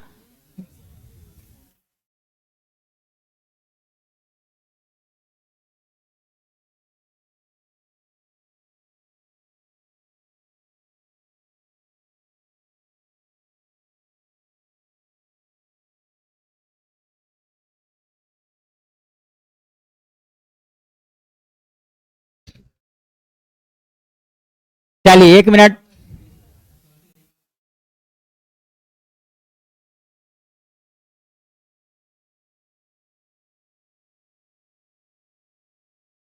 हाँ देखो स्टेप 6 में, मतलब सबसे लास्ट स्टेप में क्या करना है कि हर एक एलिमेंट का नंबर को काउंट कर लेना है कि दोनों तरफ सेम है या नहीं है, ठीक है ना। इसके बाद देखिएगा स्टेप 7th, स्टेप 7th में क्या लिखा गया है, writing the symbol of the physical states. हम लोग क्या करते हैं कि जब केमिकल रिएक्शन को और इंफॉर्मेटिव कैसे बनाया जा सकता है, केमिकल इक्वेशन को और इंफॉर्मेटिव कैसे बनाया जा सकता है। तो इंफॉर्मेटिव बनाने के लिए हम लोग क्या करेंगे कि अगर हीट चेंजेज है, लिख देंगे कि हीट यहां पे जनरेट हो रहा है। लाइट अगर नहीं कर रहा है तो क्या लिख देंगे, लाइट आ रहा है भी, ठीक है नहीं। या तो अगर मान लिया जाए कि उसका फिजिकल स्टेट को लिख दिया जाए, क्या लिखा जाए, फिजिकल स्टेट को लिख दिया जाए। जैसे देखो हाइड्रोजन गैसियस स्टेट में होता है, तो उसके लिए क्या लिख देंगे, गैसियस स्टेट के लिए सिंबल हम लोग यूज करेंगे जी। क्या लिखा जाएगा, बोलिएगा जी। जी फॉर क्या हो गया, गैसियस स्टेट हो गया, ठीक है ना। एल फॉर क्या हो गया, लिक्विड हो गया, एल फॉर क्या हो जाएगा, लिक्विड हो जाएगा, ठीक है ना। एस फॉर क्या हो गया, सॉलिड, है ना। एक्यू लिखा जाता है, एक्यू मतलब क्या होता है, the difference between aqueous and liquid, क्या होगा, दोनों तो लिक्विड होता है। हाँ, एक्वस मतलब क्या हो गया, पानी उसमें मिला हो रहेगा, नहीं समझ रहे हो, है ना। अगर वाटर मिला तो उसको क्या बोलेंगे, एक्वस बोला जाता है, ठीक है ना। लिक्विड तो कुछ भी हो सकता है, अल्कोहल भी हो सकता है, समझ रहे ना। चलिए इस तरह से और भी उसके इंफॉर्मेटिव बनाया जा सकता है, ठीक है। तो स्टेप 7 में बता रहा है कि अगर रिएक्शन अगर हो रहा है तो किसी में, हम लोग उसको और इंफॉर्मेटिव बनाने के लिए क्या करते हैं, स्टेट को ऐसे मेंशन कर देते हैं। जैसे देखिएगा, carefully examine the balanced chemical equation. Does the equation tell us anything about the physical state of each of the reactant product? तो क्या फिजिकल स्टेट के बारे में पता चल रहा है, उससे नहीं पता चल रहा है। तो फिजिकल स्टेट को डिनोट करने के लिए हम ये सब सिंबल यूज कर लेंगे, ठीक है ना। No information has been given in this equation for the physical state, किस तरह का इंफॉर्मेशन नहीं है, तब हम लोग क्या करेंगे, सिंबल यूज करेंगे। जैसे देखो यहां पर लिखा गया है to make chemical equation more informative, chemical reaction को और भी ज्यादा इंफॉर्मेटिव बनाने के लिए हम लोग क्या करते हैं, the physical state of reactant and product are mentioned along with their chemical formula. जो केमिकल फार्मूला लिखा जाता है उसी के साथ साथ हम लोग क्या मेंशन कर देते हैं, फिजिकल स्टेट को भी मेंशन करते हैं, है ना। The gaseous The gaseous, liquid, aqueous and solid state of the reactants and product are represented by the notions G for gas हो गया, L for क्या हो गया liquid, AQ for क्या हो गया aqueous, RS for क्या हो गया solid हो गया respectively. The bad equation is written and आप देखो इसको हम कैसे लिख सकते हैं, आयरन, आयरन कौन सा स्टेट पाया जाएगा सॉलिड, इसलिए F ही यहाँ पे S लिख दिया, इसमें मतलब क्या हो गया सॉलिड स्टेट में. H2 कौन सा स्टेट में होता है, गैसियस स्टेट में होता है. हम लोग आगे चले पढ़ेंगे metal and non metal chapter में कि गैस से रिएक्शन करता है ये, ठीक है ना. उसके बाद फिर कौन सा हो गया, क्या बनेगा Fe3O4 जंग, तो क्या होता है सॉलिड स्टेट में होता है, फिर क्या हो गया आपका गैस हो गया. कोई दिक्कत सर होना है ना. Note the symbol G is used है ना, note the symbol G is used with H2O to indicate the in this reaction water is used in the form of steam. Water use किस तरह से use किया जा रहा है बोलिएगा, in the form of steam use किया गया है ना. Usually physical state are not included in a chemical use है ना, unless it is necessary to specify them. मतलब फिजिकल स्टेट को मेंशन करना कोई जरूरी नहीं है. हाँ अगर बोला जाएगा तो मेंशन करेंगे, अगर नहीं बोल रहा तो लिखने की जरूरत नहीं है ना. और इंफॉर्मेटिव बनाना है तब हम लोग लिखेंगे, हमको नहीं मानना है हम नहीं बनाएंगे, कोई दिक्कत सर होना. लेकिन हाँ एग्जाम में पूछेगा तो बनाना पड़ेगा आपको, ठीक है कि नहीं.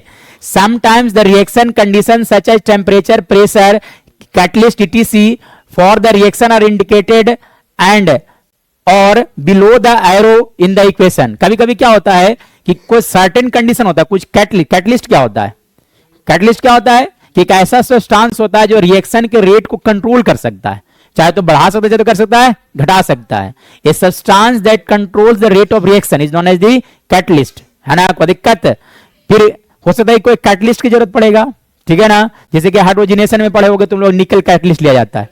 हाइड्रोजनेशन नहीं, वेजिटेबल ऑयल से क्या बनाया जाता है, घी डालडा बनाया जाता है, तो वहां पे क्या यूज करते थे कैटलिस्ट.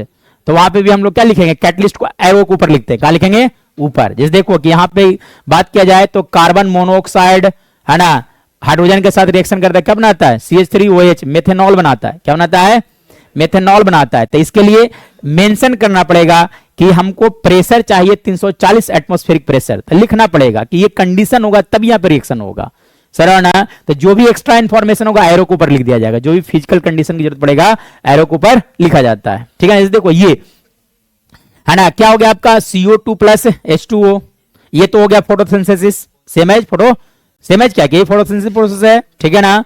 तो देखो कार्बन डाइऑक्साइड हो गया, वाटर हो गया, सनलाइट और क्लोरोफिल के प्रेजेंस में रिएक्शन होता है ना, तो क्या बनाता है बोलिएगा ग्लूकोज, ऑक्सीजन, वाटर का फॉर्मेशन होता है, ठीक है ना. तो यहां पर हम लोग जो यहां पे मेंशन कर रहे हैं ये रिएक्ट है ना, ये जो भी कंडीशन की जरूरत पड़ेगा यहां पर एरो के ऊपर लिखा जाता है, ठीक है. कोई दिक्कत, चलिए. I should A magnesium ribbon be cleaned before burning in air, उसको क्यों साफ करना चाहिए बोलिएगा. हाँ मैग्नीशियम के ऊपर एक मैग्नीशियम ऑक्साइड का पतला लेयर बना हुआ आता है. अब जब उसको सैंड पेपर से रगड़ देंगे तो फायदा क्या होगा, मैग्नीशियम ऑक्साइड का लेयर हट गया, तो रिएक्शन जब होगा, जब डेजिल लेयर प्रोड्यूस होगा तो और शानदार एक्सपेरिमेंट होगा, समझ रहा है ना. कोई दिक्कत, चलिए और आगे बढ़िएगा. Write the balanced chemical equation for the chemical reaction. से कुछ कुछ केमिकल रिएक्शन देखा गया है, इसका बैलेंस्ड केमिकल इक्वेशन लिखना है. तो कैसे लिखेंगे बोलो, हाइड्रोजन, तो देखो हाइड्रोजन, तो हाइड्रोजन के लिए क्या सिंबल लिख दिएगा बोलिएगा H2 प्लस क्या हो गया देखिए तो क्लोरीन मतलब Cl2, तो क्या बनता है बोलिएगा HCl मतलब 2HCl लिख दिया जाए.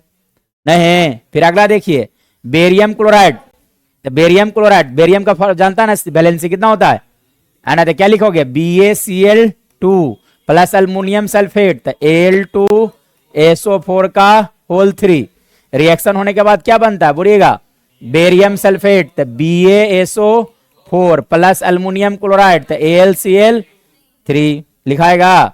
अब चलिए अब बैलेंस कर लीजिएगा. तो बैलेंस कैसे कीजिएगा, अब देखो पहले देखो अल्मोनियम यहाँ पे कितना है 2, तो अल्मोनियम 2 करने के लिए क्या करोगे, यहां से 2 से मल्टीप्लाई, अल्मोनियम 2 हो गया. लेकिन जब ऐसा हो तो क्लोरीन कितना हो गया देखो तो 6 क्लोरीन करने के लिए क्या करोगे, यहां से 3 से मल्टीप्लाई कर दिया जाए, तो यहां पर भी कितना से मल्टीप्लाई 3, सल्फेट भी 3 हो गया. देख लो सब कुछ काउंट कर लो, सब कुछ सेम है ना, हो गया बैलेंस, कोई दिक्कत. चलिए अगला देखिएगा सोडियम प्लस वाटर, तो सोडियम का सिंबल क्या लिखा जाता बोलिएगा Na प्लस क्या हो गया H2O, आना रिएक्शन होता है, क्या बनता है, सोडियम हाइड्रोक्साइड NaOH प्लस क्या लिखिएगा, हाइड्रोजन गैस। अब बैलेंस कर लीजिएगा, तो बैलेंसिंग कर लीजिए, तो बैलेंस देखिए यहाँ पे हाइड्रोजन कितना है, देखो तो दो हाइड्रोजन है ना, तो क्या करो यहाँ पर 2 से मल्टीप्लाई कर लो, कितना मल्टीप्लाई कर लेते हैं, तो हाइड्रोजन पूरा कितना हो गया, देखो तो 4, कितना हो गया, तो 4 करने के लिए यहाँ पे कितना से मल्टीप्लाई किया जाएगा, 2 से, हो गया। सोडियम कितना हो गया, 2, तो यहाँ पे 2 से मल्टीप्लाई कर दो, देखो तो बैलेंस हो गया, सब कुछ काउंट कर लो, बैलेंस हो गया, ठीक है ना। अगला देखिएगा, right a balanced chemical equation for the state with state symbols for the, इसमें लिखना है उसका स्टेट भी बताना है कौन से स्टेट में क्या चीज होगा, ठीक है ना। चले आ जाइएगा, सॉल्यूशन ऑफ बेरियम क्लोराइड, तो सॉल्यूशन ऑफ क्या चीज हो गया, तो बेरियम क्लोराइड का फॉर्मूला क्या लिखा जाता है बोलिएगा, BaCl2, सोडियम सल्फेट, तो सोडियम सल्फेट के लिए क्या लिखेगा, Na2SO4, कोई दिक्कत, react to give insoluble barium sulphate, तो क्या बनाता है बोलिएगा, बेरियम सल्फेट, तो BaSO4 है ना, and the solution of sodium chloride, and the solution of क्या हो गया, सोडियम क्लोराइड NaCl हो गया, कोई दिक्कत। अब देखिए सबका स्टेट लिखना है, क्या लिखना है, तो बेरियम क्लोराइड कौन से स्टेट में पाया जाता है, सॉलिड स्टेट में, कौन से स्टेट में, ये भी कैसा होगा, सॉलिड, ये कैसा हो गया, वाटर में दिखा हुआ है, अच्छे, सोडियम सल्फेट इन वाटर दिए, वाटर में जब दिया तो कैसा हो गया, एक्वस, एक्वस के लिए क्या लिखोगे, AQ लिखा जाएगा ना, है ना, एक्वस के लिए क्या लिखा जाएगा, AQ। ये बेरियम सल्फेट, तो बेरियम सल्फेट प्रेसिपिटेट बना, क्या बना, तो प्रेसिपिटेट को हम लोग दिखाते हैं डाउनवर्ड एरो से, और गैस को कैसे दिखाते हैं, अपवर्ड एरो से दिखाया जाता है, ठीक है ना। सोडियम क्लोराइड, तो ये एक्वस हो जाएगा, क्योंकि ये है ना पानी में मिल सकता है, इसलिए एक्वस हो जाएगा, कोई दिक्कत, समझ आया ना।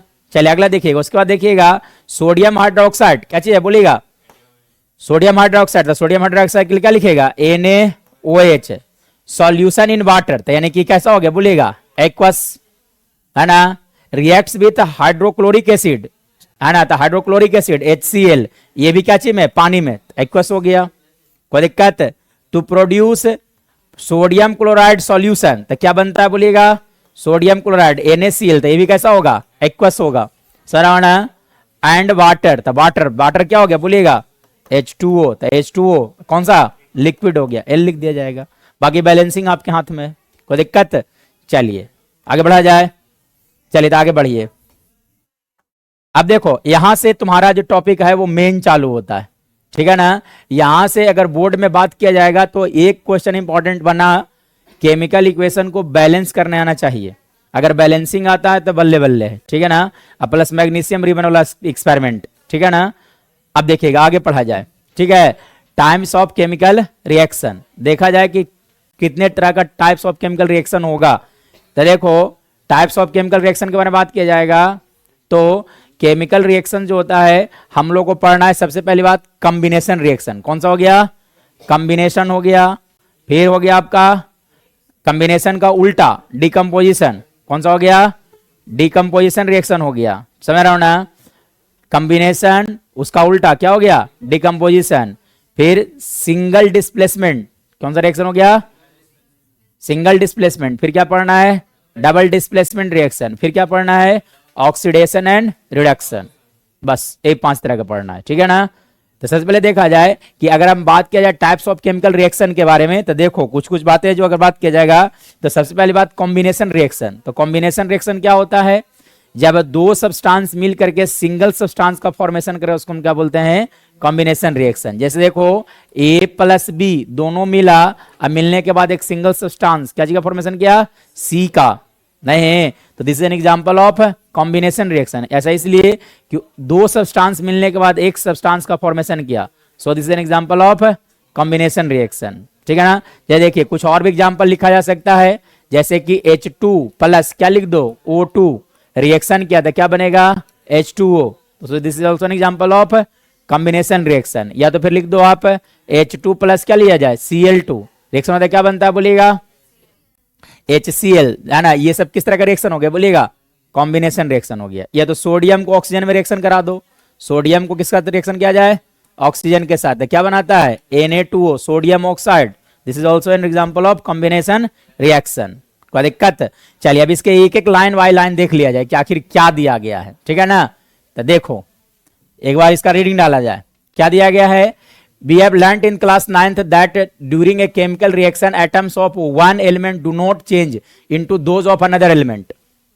जब रिएक्शन होता है तो कोई भी एक एटम को दूसरा में नहीं बदल जाता है। सोडियम मान बात किया तो पोटेशियम में नहीं बदल जाएगा, ऐसा नहीं होता है। जो है अगर हाइड्रोजन है तो हाइड्रोजन में रहेगा सर, आना बस वो कंबाइन करके उसका प्रॉपर्टी क्या हो जाएगा, अलग हो जाएगा, बिल्कुल अलग हो जाएगा सर, आना। चलिए आना, do not change into those of another element nor do atoms disappear from the mixture or appear from elsewhere। अब ये देखिए रिएक्शन हो रहा है यहां पर, मान लीजिए कि हाइड्रोजन और ऑक्सीजन के बीच में, तो क्या इधर सोडियम लिखा जाएगा? सोडियम कहीं से नहीं आ जाएगा। तो रिएक्शन के पहले जो एलिमेंट होगा प्रेजेंट, रिएक्शन के बाद भी सारा का सारा एलिमेंट्स भी प्रेजेंट होगा, कोई भी एब्सेंट नहीं हो सकता है, नहीं कोई दिक्कत। तो ये लिखा गया है nor do atoms disappear from the mixture और अपीयर फ्रॉम द एल्सवेयर। ना ही कोई खत्म हो जाएगा, गायब भी नहीं हो सकता, और ना ही कहीं से आ भी सकता है, ठीक है ना। मतलब एक्स्ट्रा एलिमेंट नहीं है, डायरेक्ट ऐड कर देना है, ठीक है।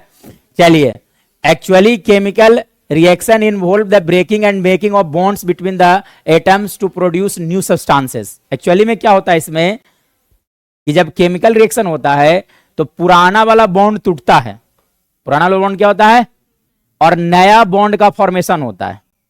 पुराना वाला बॉन्ड क्या हो जाएगा, ब्रेक कर जाएगा, और नया बॉन्ड का फॉर्मेशन होगा। रीअरेंजमेंट ऑफ एटम्स होता है। क्या चीज का अरेंजमेंट होता है, रीअरेंजमेंट ऑफ एटम्स होता है। इसी कारण से प्रॉपर्टी जो होता है क्या होता है, बिल्कुल अलग हो जाता है। समझ ना, जैसे देखो ना भाई, अगर हम बात किया जाए कि H2 + O2, अब ये देखो इसके बारे में अगर बात किया जाएगा तो बनाता है क्या है, H2O, ठीक है। अब ये हाइड्रोजन, हाइड्रोजन जो होता है वो किसी भी चीज को जलने में हेल्प करता है, और ऑक्सीजन क्या होता है, जलता है। ये कंबसिबल है, ये कंबसन में ये जलता खुद जलता है सर। अच्छा ये क्या करता है, हेल्प करता है। ये क्या करता है, ये क्या होता है, जलता है, कंबसिबल ये होता है। हाइड्रोजन कैसा होता है, कंबसिबल होता है, लेकिन ऑक्सीजन कैसा होता है बोलिएगा, जलने में सहायता करता है। कोई दिक्कत है? आइए देखो वाटर क्या कर देता है बोलिएगा, जलता हुआ चीज को बुझा देता है सर, आना। तो यही कह रहा था कि जब एक्चुअली में ऐसा क्यों हो गया, क्योंकि हाइड्रोजन और ऑक्सीजन के बीच में जो पहले जो बॉन्डिंग था वो क्या हो गया, दोबारा रीअरेंजमेंट हुआ दोनों का। हाइड्रोजन और ऑक्सीजन का क्या हो गया, रीअरेंजमेंट हुआ। इसीलिए वाटर का जो प्रॉपर्टी होगा ओरिजिनल से क्या होगा, बिल्कुल अलग होगा। बात समझ में आया ना। चलिए है ना, यू विल स्टडी, चलो तो ये सब हो गया। अब देखिएगा सबसे पहले बात किया जाए कॉम्बिनेशन रिएक्शन। तो देखो एक छोटा सा एग्जांपल दिया, एक्टिविटी दिया गया है। पहले एक्टिविटी देखा जाए, क्या लिखा गया है, take a small amount of calcium, है ना, कैल्शियम ऑक्साइड। तो देखो कैल्शियम ऑक्साइड, तो हम लोग कैल्शियम ऑक्साइड का केमिकल फॉर्मूला जानते हैं, क्या लिखा जाता है, CaO। तो इसका नाम याद रखिए, कॉमन नेम बोला जाता है क्विकलाइम। क्या बोलते हैं हम लोग, क्विकलाइम बोला जाता है, याद रहेगा। कैल्शियम ऑक्साइड को क्या बोला जाता है बोलिएगा, क्विकलाइम बोला जाता है, ठीक है सर, है ना। ये देखो take a small amount of calcium oxide और क्विकलाइम इन बीकर, है ना, slowly add water to this. अब इसमें क्या डाल दीजिएगा बोलिएगा, पानी डाल दो, तो H2 हो गया, वाटर डाल दिया जाए, ठीक है ना। Touch the beaker as shown in the figure 1.3। अब इसको देखो इस तरह से फिगर में दिया गया ना, इसको क्या करो, टच करो। तो टच करोगे तो क्या होगा जानते हो, गर्म हो जाएगा। क्या हो जाएगा, बल्कि इनफैक्ट अगर बहुत ज्यादा अमाउंट में कैल्शियम ऑक्साइड होगा, अब पानी डाल दोगे उसके अंदर, हाथ गलती से चला जाएगा तो हाथ जला देगा सर, बहुत ज्यादा गर्म हो जाता है, ठीक है सर, ना। Do you feel any change in the temperature, तो हाँ चेंज इन टेम्परेचर होता है। ऐसा क्यों हो गया, ऐसा इसलिए कि जब ये दोनों कंबाइन करेगा तो कैल्शियम हाइड्रोक्साइड का फॉर्मेशन होता है। क्या चीज का फॉर्मेशन होता है बोलिएगा, कैल्शियम हाइड्रोक्साइड, CaOH का होल 2 का फॉर्मेशन होता है, CaOH का होल 2 का फॉर्मेशन होता है। और इसे क्या बोला जाता है बोलिएगा, हाँ क्या बोलते हैं इसे हम लोग, स्लेक्ड लाइम। क्या बोला जाता है बोलिएगा, स्लेक्ड लाइम बोला जाता है। समझ में आया ना, सिलेक्ट लाइम बोला जाता है। तो कैल्शियम हाइड्रोक्साइड बोल सकते हो आप, कोई दिक्कत सर, है ना। अब प्लस क्या लिखेगा बोलिएगा, हीट। तो प्लस क्या हो गया आपका, हीट हो गया, बहुत ज्यादा मात्रा में हीट निकलेगा सर, है ना, कोई दिक्कत। अब बताइए कॉम्बिनेशन रिएक्शन है या नहीं है, देखो तो, है ना, कॉम्बिनेशन रिएक्शन हो गया। क्यों, क्योंकि यहाँ पे कैल्शियम ऑक्साइड और वाटर दोनों मिलने के बाद सिंगल सब्सटेंस का फॉर्मेशन किया, कौन सा, कैल्शियम हाइड्रोक्साइड का फॉर्मेशन किया। So this is an example of combination reaction. कोई दिक्कत? चलिए, formation of slaked lime by the reaction of calcium oxide with water. ये जो बना जो क्या है बोलिएगा, स्लेक्ट लाइम है। और जानते हो जो हम लोग घर उर का पोताई वगैरह करते हैं ना, इससे चुन्ना, चुन्ना जिसको हम लोग बोलते हैं भाषा में, अपने भाषा में, ठीक है ना, एक्चुअली में मार्केट से हम लोग ये पैकेट में खरीद के लाते हैं क्विक लाइम, ठीक है, क्विक लाइम खरीद के लाते हैं, उसको फिर पानी में डाल देते हैं, तो पानी में डालेंगे तो क्या बन जाएगा, क्या बनेगा, कैल्शियम हाइड्रोक्साइड। और उसके बाद क्या किया जाता है कि इस कैल्शियम हाइड्रोक्साइड का एक लेयर दीवार के ऊपर चढ़ाया जाता है। देख लो एक बार प्यार से देख लीजिएगा, कैल्शियम ऑक्साइड का लेयर हम लोग क्या किए बोलिएगा, बोलिए ना, दीवार पर चढ़ा दिए, ठीक है। अभी हाँ,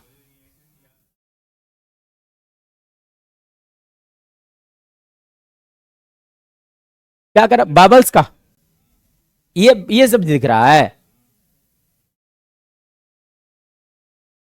गरम के दिखा रहा है कि टेम्परेचर राइज किया, देखते तो नहीं, ये क्या उसको कहते हैं, जब ये होता है गरम, जब पानी होता है देखते तो नहीं, थोड़ा सा नहीं लगता कि नीचे वाला पानी ऊपर की ओर उठ रहा है, तो एक कन्वेक्शन करंट बनता है। किस तरह करंट बनता है, तो कन्वेक्शन करंट को दिखाना चाह रहा है, ठीक है ना। चलिए, गैस नहीं बनेगा, कैसे गैस, गैस कहां बन रहा है, ठीक है ना।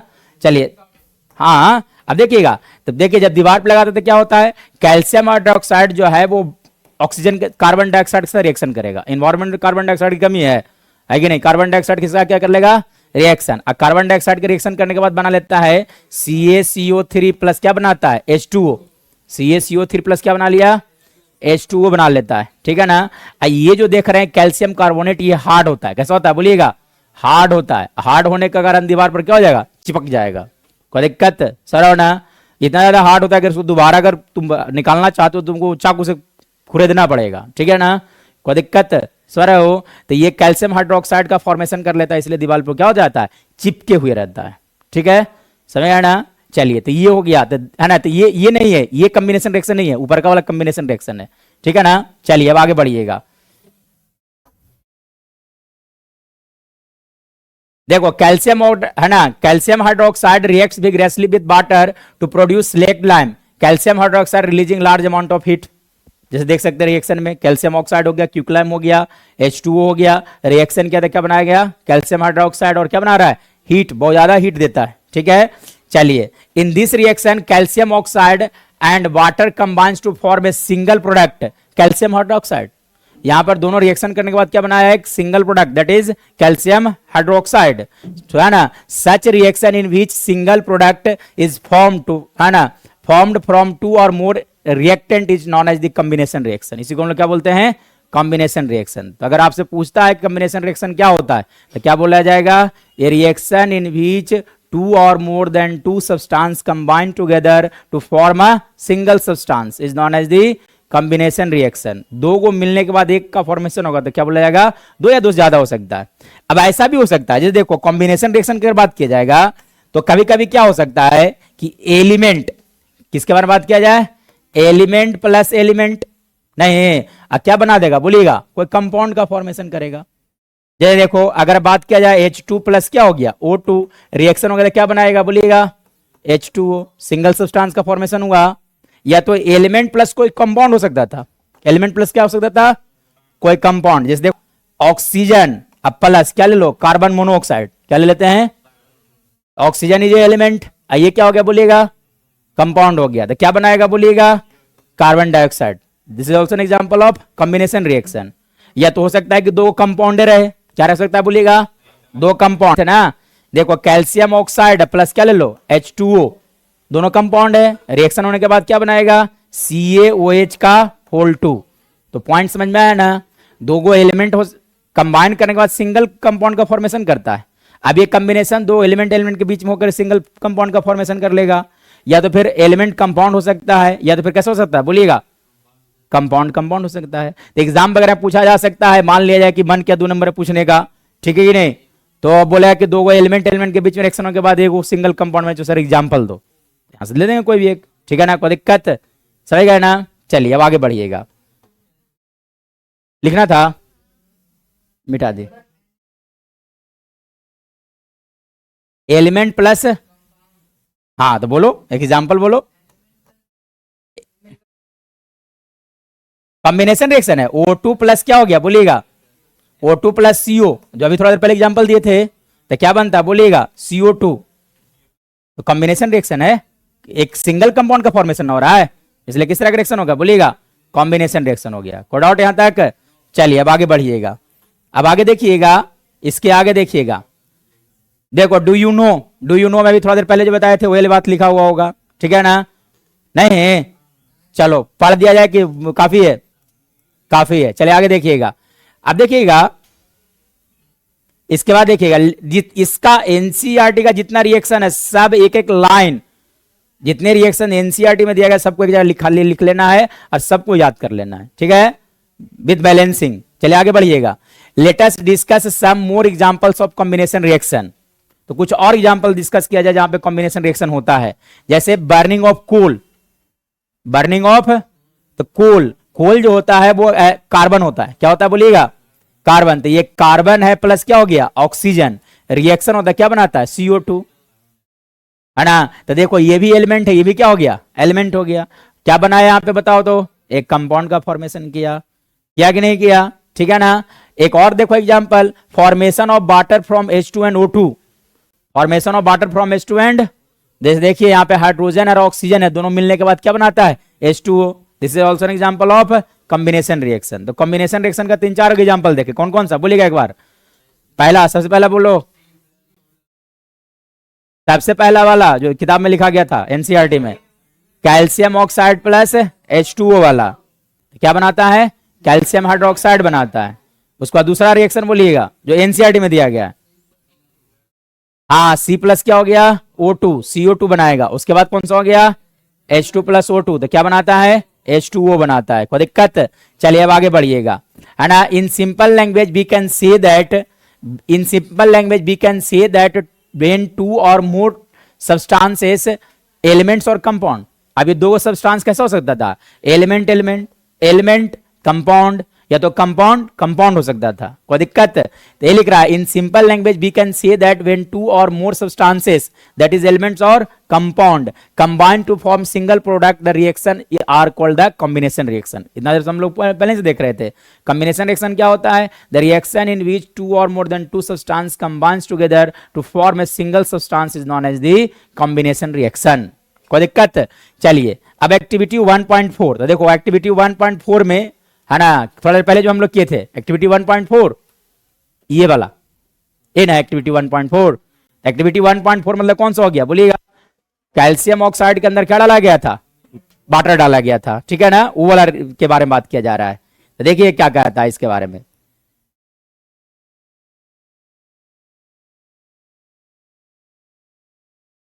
है ना। In activity 1.4 we also observed that a large amount of heat is evolved, इसमें देखा जा सकता है कि बहुत ज्यादा large amount of heat evolve हुआ था, है ना। This makes the reaction mixture bomb, इसके कारण क्या हो जाता है, गर्म हो जाता है, ठीक है ना। Reaction in which heat is released along with the formation of product are called the exothermic reaction, है ना। वैसा रिएक्शन इन जिसमें हीट रिलीज होता है, जिसमें हीट रिलीज होता है, मतलब रिएक्शन होने के बाद टेम्परेचर बढ़ जाता है, उस तरह का रिएक्शन को हम लोग क्या बोलते हैं, एक्सोथर्मिक रिएक्शन। बात समझ में आया ना। जैसे कि अभी थोड़ा देर पहले देख रहे थे, कैल्शियम ऑक्साइड के अंदर जब वाटर ऐड किया जाता है तो टेम्परेचर क्या हो रहा था, बढ़ रहा था। तो जब राइज इन टेम्परेचर हो रहा है, मतलब कि रिएक्शन के बाद अगर टेम्परेचर बढ़ जा रहा है तो उस तरह का रिएक्शन को क्या बोला जाता है, एक्सोथर्मिक रिएक्शन। और भी एग्जाम्पल देखिएगा एक्सोथर्मिक रिएक्शन का, जैसे देखिए CH4 ले लो, क्या ले लिया जाए, CH4 मतलब क्या हो गया, मीथेन। मीथेन का रिएक्शन करा दीजिए किसके साथ, ऑक्सीजन के साथ। तो इनफैक्ट जितने भी हाइड्रोकार्बन, जैसे डीजल हो गया, पेट्रोल हो गया, इन सब में आग लगता है, ठीक है नहीं। तो क्या बनता है बोलिएगा, है ना, क्या बनता है, कार्बन डाइऑक्साइड प्लस क्या लिखा जाता है, H2O, अब प्लस हीट निकलता है, क्या निकलता है, हीट निकलता है। So this is also example of exothermic reaction, पहला एग्जाम्पल। दूसरा एग्जाम्पल, ठीक है ना। एक और देखो, अगर बात किया एक्सोथर्मिक रिएक्शन के बारे में, अभी थोड़ा देर पहले वो वाला पढ़े थे ना, जिंक वाला, कौन सा, है ना। तो Zn प्लस क्या लिख दिया जाए, H2SO4, रिएक्शन होता है क्या बनता है बताइए, ZnSO4 प्लस क्या लिखा जाता है बोलिएगा, H2 प्लस क्या हो जाता है, हीट लिबरेट होता है। सही है ना। या तो फिर सोडियम वाला ले लो, कौन सा ले लिया जाए, सोडियम, है ना। पॉइंट नंबर 3 सोडियम, 2 3 4 ना, फोर्थ रिएक्शन देखिए Na प्लस क्या लीजिएगा, H2O। तो जब रिएक्शन होता है तो यहाँ पे क्या बनता है, NaOH, अब प्लस हाइड्रोजन, अब प्लस क्या होता है, हीट निकलता है।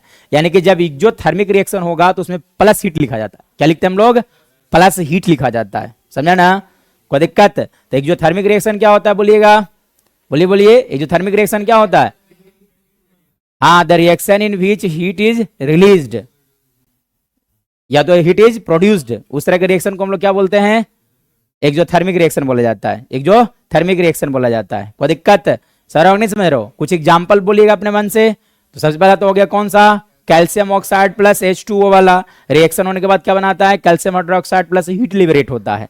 फिर हो गया मीथेन, क्या हो गया, मीथेन हो गया, O2 के साथ रिएक्शन का CO2 plus H2O plus heat हो गया। इनफैक्ट जितना भी हाइड्रोकार्बन है, अल्कोहल भी ले सकते थे, क्या लिखा जा सकता था, अल्कोहल CH3OH ले जाया जाता, रिएक्शन कराया जाता तो क्या बनता, कार्बन डाइऑक्साइड H2 और क्या निकलता, हीट, कंबस्शन रिएक्शन पढ़े ना हम लोग हाइड्रोकार्बन चैप्टर में, ठीक है ना।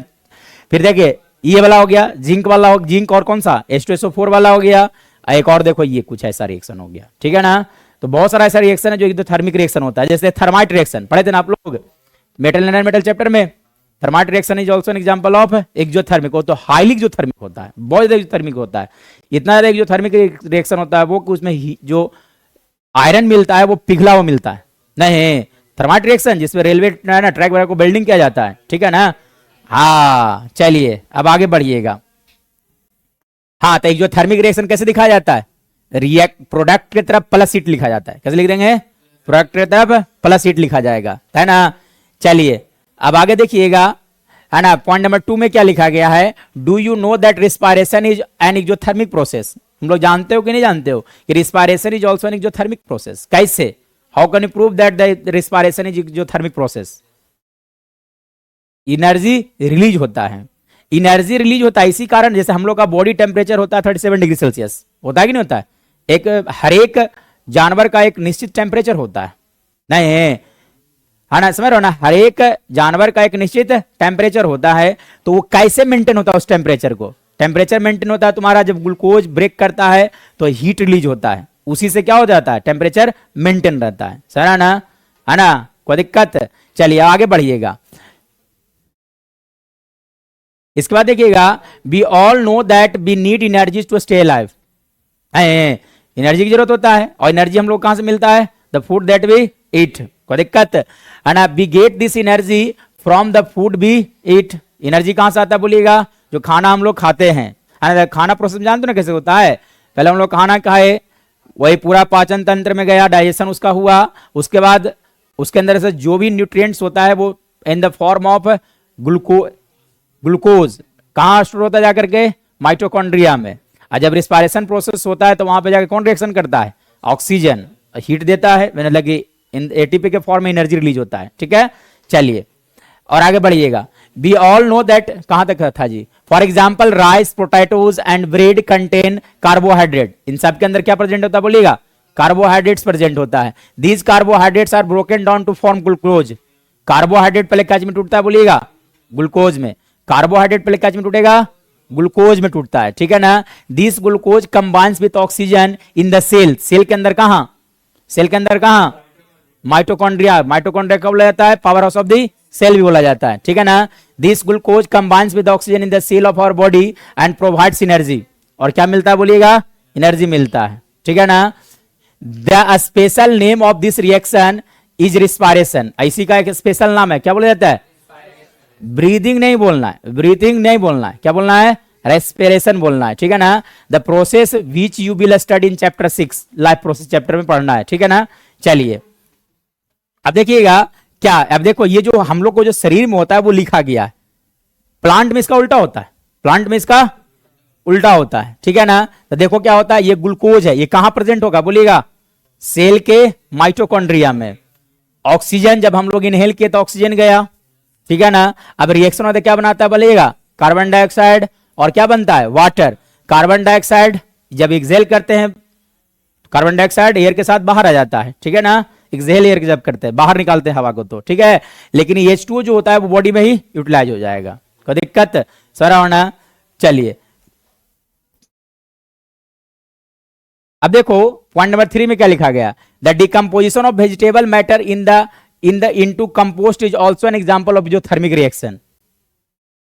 जो वेजिटेबल समझ रहे हो ना, जितना भी हम लोग गंदगी उंदगी फेंक फाक देते हैं ना, वेजिटेबल्स वाला जितना भी है ऑर्गेनिक, ठीक है ना, उसके अंदर क्या होता है कि उसके अंदर भी कभी कभी देखो जहां पे डैम्प यार्ड होता है, जहां देखोगे तो ऑटोमेटिक आग लगा रहता है, ऐसा कभी कभी होता है, क्योंकि वहां पे मीथेन गैस का फॉर्मेशन होता है। कौन सा गैस बनता है, मीथेन गैस। और मीथेन गैस के अंदर किसी भी तरह से उसका इनिशियल टेम्परेचर बहुत कम होता है, हमारे टेम्परेचर इतना ज्यादा मिल गया तो अपने आप क्या हो जाएगा, आग लग जाएगा, ठीक है ना, कोई दिक्कत। तो जितना भी वेजिटेबल बेस्ड का जो डिकम्पोजिशन होता है that is also example of exothermic reaction, याद रहेगा, है ना।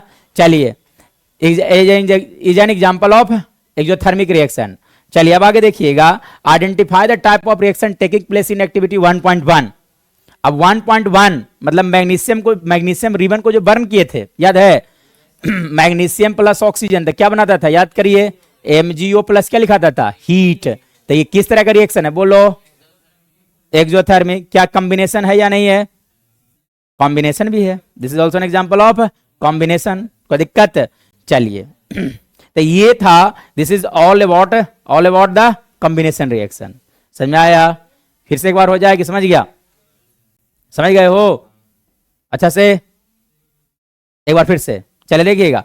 तो कॉम्बिनेशन रिएक्शन सबसे पहले होता क्या है, तो कॉम्बिनेशन रिएक्शन क्या होता है बोलिएगा, एक ऐसा रिएक्शन जिसमें दो या दो से अधिक सब्सटेंस मिलने के बाद सिंगल सब्सटेंस का फॉर्मेशन करता है, उसे हम लोग क्या बोलते हैं, combination reaction. A reaction in which two और more than two substance combines together to form a single substance is known as the combination reaction. कोई दिक्कत सरावना। अब ये कॉम्बिनेशन रिएक्शन जब होता है तो वहां पे जैसे कि एक छोटा सा एग्जांपल लिखा गया, एक्टिविटी कौन सा 1.4 ना था, एक्टिविटी 1.4 में जैसे कॉम्बिनेशन रिएक्शन का एग्जांपल दिया गया है कि कैल्शियम ऑक्साइड ले लो, क्या ले लिया जाए, कैल्शियम ऑक्साइड, और क्या लिया जाए, H2O। कैल्शियम ऑक्साइड के अंदर जब तुम H2O ऐड करोगे तो ऑटोमेटिक कैल्शियम हाइड्रोक्साइड बनेगा और क्या जनरेट होता है, हीट जनरेट होता है, ठीक है ना, कोई दिक्कत। तो this is an example of combination reaction, ठीक है ना। ये एक ऐसा कॉम्बिनेशन रिएक्शन है जिसमें कंपाउंड मिलकर के एक सिंगल कंपाउंड का फॉर्मेशन कर रहा है, कोई दिक्कत।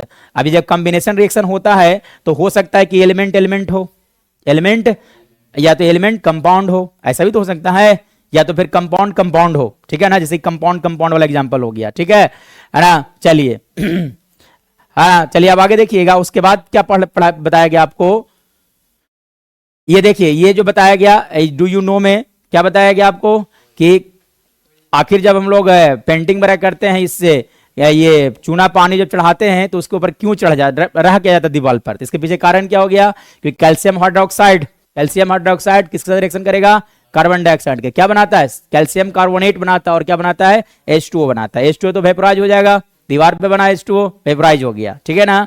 लेकिन ये क्या हो जाएगा, हार्ड हो जाता है और स्टिकी हो जाता है, इसलिए दीवार पर क्या हो जाता है, चिपका हुआ रह जाता है, कोई दिक्कत। चलिए अब इसके बाद देखिएगा, है ना, इसके बाद देखिएगा, अब देखो कुछ और कॉम्बिनेशन रिएक्शन का एग्जांपल दिया गया, जैसे बर्निंग ऑफ कोल यानी कि कार्बन प्लस ऑक्सीजन, तो क्या बनेगा बोलिएगा, कार्बन डाइऑक्साइड, ठीक है ना। Formation of water from hydrogen and oxygen, H2 plus O2 reaction में क्या बनेगा, H2O बनेगा, ठीक है ना। अब चलिए देखिए, तो यानी कि इससे यह पता चलता है कि जब रिएक्शन होता है तो एलिमेंट के बीच में हो सकता है, एलिमेंट कंपाउंड के बीच में, कंपाउंड के बीच में, और क्या बनाएगा, सिंगल प्रोडक्ट बनाएगा, कोई दिक्कत। उसके बाद हम लोग पढ़े एक्सोथर्मिक रिएक्शन के बारे में, किसके बारे में पढ़े, है ना, जहां पर भी हीट लिबरेट होता है उसको हम क्या बोलते हैं, एक्सोथर्मिक रिएक्शन बोलते हैं, कोई दिक्कत। एक्सोथर्मिक रिएक्शन का एग्जांपल अगर आपसे पूछ देता है तो कैल्शियम ऑक्साइड वाला दिया जाएगा, कैल्शियम ऑक्साइड प्लस क्या हो गया बोलिएगा, कैल्शियम ऑक्साइड प्लस क्या हो गया, है ना, तो calcium oxide plus H2O reaction होता है, क्या बनाता है बोलिएगा, CaOH का होल 2 प्लस क्या लिखा जाता है, हीट लिखा जाता है। देखो बर्निंग ऑफ नेचुरल गैस मतलब CH4 हो गया, मीथेन, ऑक्सीजन के प्रेजेंस में बर्न करेंगे तो क्या बनता है बोलिए, कार्बन डाइऑक्साइड H2 और प्लस क्या लिखा जाता है, हीट, यानी this is also an example of exothermic reaction, कोई दिक्कत। या तो फिर burning of coal C plus O2 क्या बनता है बोलिएगा, CO2 प्लस क्या जनरेट होता है, heat. Burning of ethanol methanol जितना भी ले लो सब ऑल, समझा ना, कोई दिक्कत। चलिए इसके बाद देखिएगा, है ना, कि हम लोग यह पता चला कि रिस्पायरेशन में किस तरह का प्रोसेस है बोलेगा, एक्सोथर्मिक रिएक्शन होता है, ठीक है ना। क्यों एक्सोथर्मिक होता है? क्योंकि माइटोकॉन्ड्रिया के अंदर हीट रिलीज होता है in the form of ATP, कोई दिक्कत? एनर्जी रिलीज होता है in the form of ATP, कोई दिक्कत? अब चलो देखो, इसी का एक उल्टा होता है ना, डिकम्पोजिशन रिएक्शन आ रहा है ना, इसी का उल्टा होता है। तो बोलिएगा एक्सोथर्मिक में क्या हो रहा था? टेम्परेचर बढ़ रहा था, उल्टा क्या हो सकता है? टेम्परेचर घट जाएगा, टेम्परेचर क्या हो जाएगा? और सुन लो, जितने भी डिकम्पोजिशन रिएक्शन होता है वो सब के सब एग्जांपल है एंडोथर्मिक रिएक्शन का नहीं। या तो इसको ऐसे भी डिफाइन कर सकते हैं कि वैसा रिएक्शन जिसे प्रोसीड करने के लिए हमको किसी न किसी तरह का एनर्जी देना पड़ता है। क्या देना पड़ता है? एनर्जी देना पड़ता है। तो उस तरह के रिएक्शन को हम लोग क्या बोलेंगे? Endothermic reaction. क्या बोला जाएगा? Endothermic reaction. जैसे देखो, अगर बात किया जाए कोई एंडोथर्मिक रिएक्शन का एग्जांपल बताइए सर, ठीक है ना। तो देखिएगा,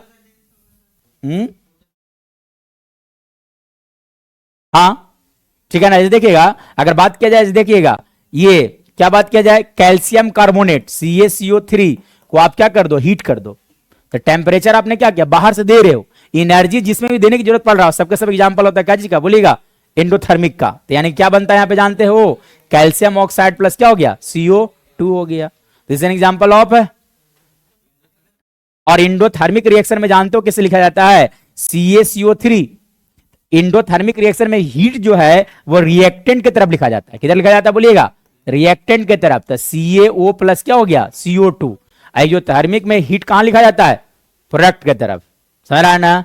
यह क्या मतलब है कि हीट हमको देना पड़ रहा है, हीट हमको क्या करना पड़ा है, जिसमें भी एनर्जी देने की जरूरत पड़ रहा है सबको क्या बोलेंगे?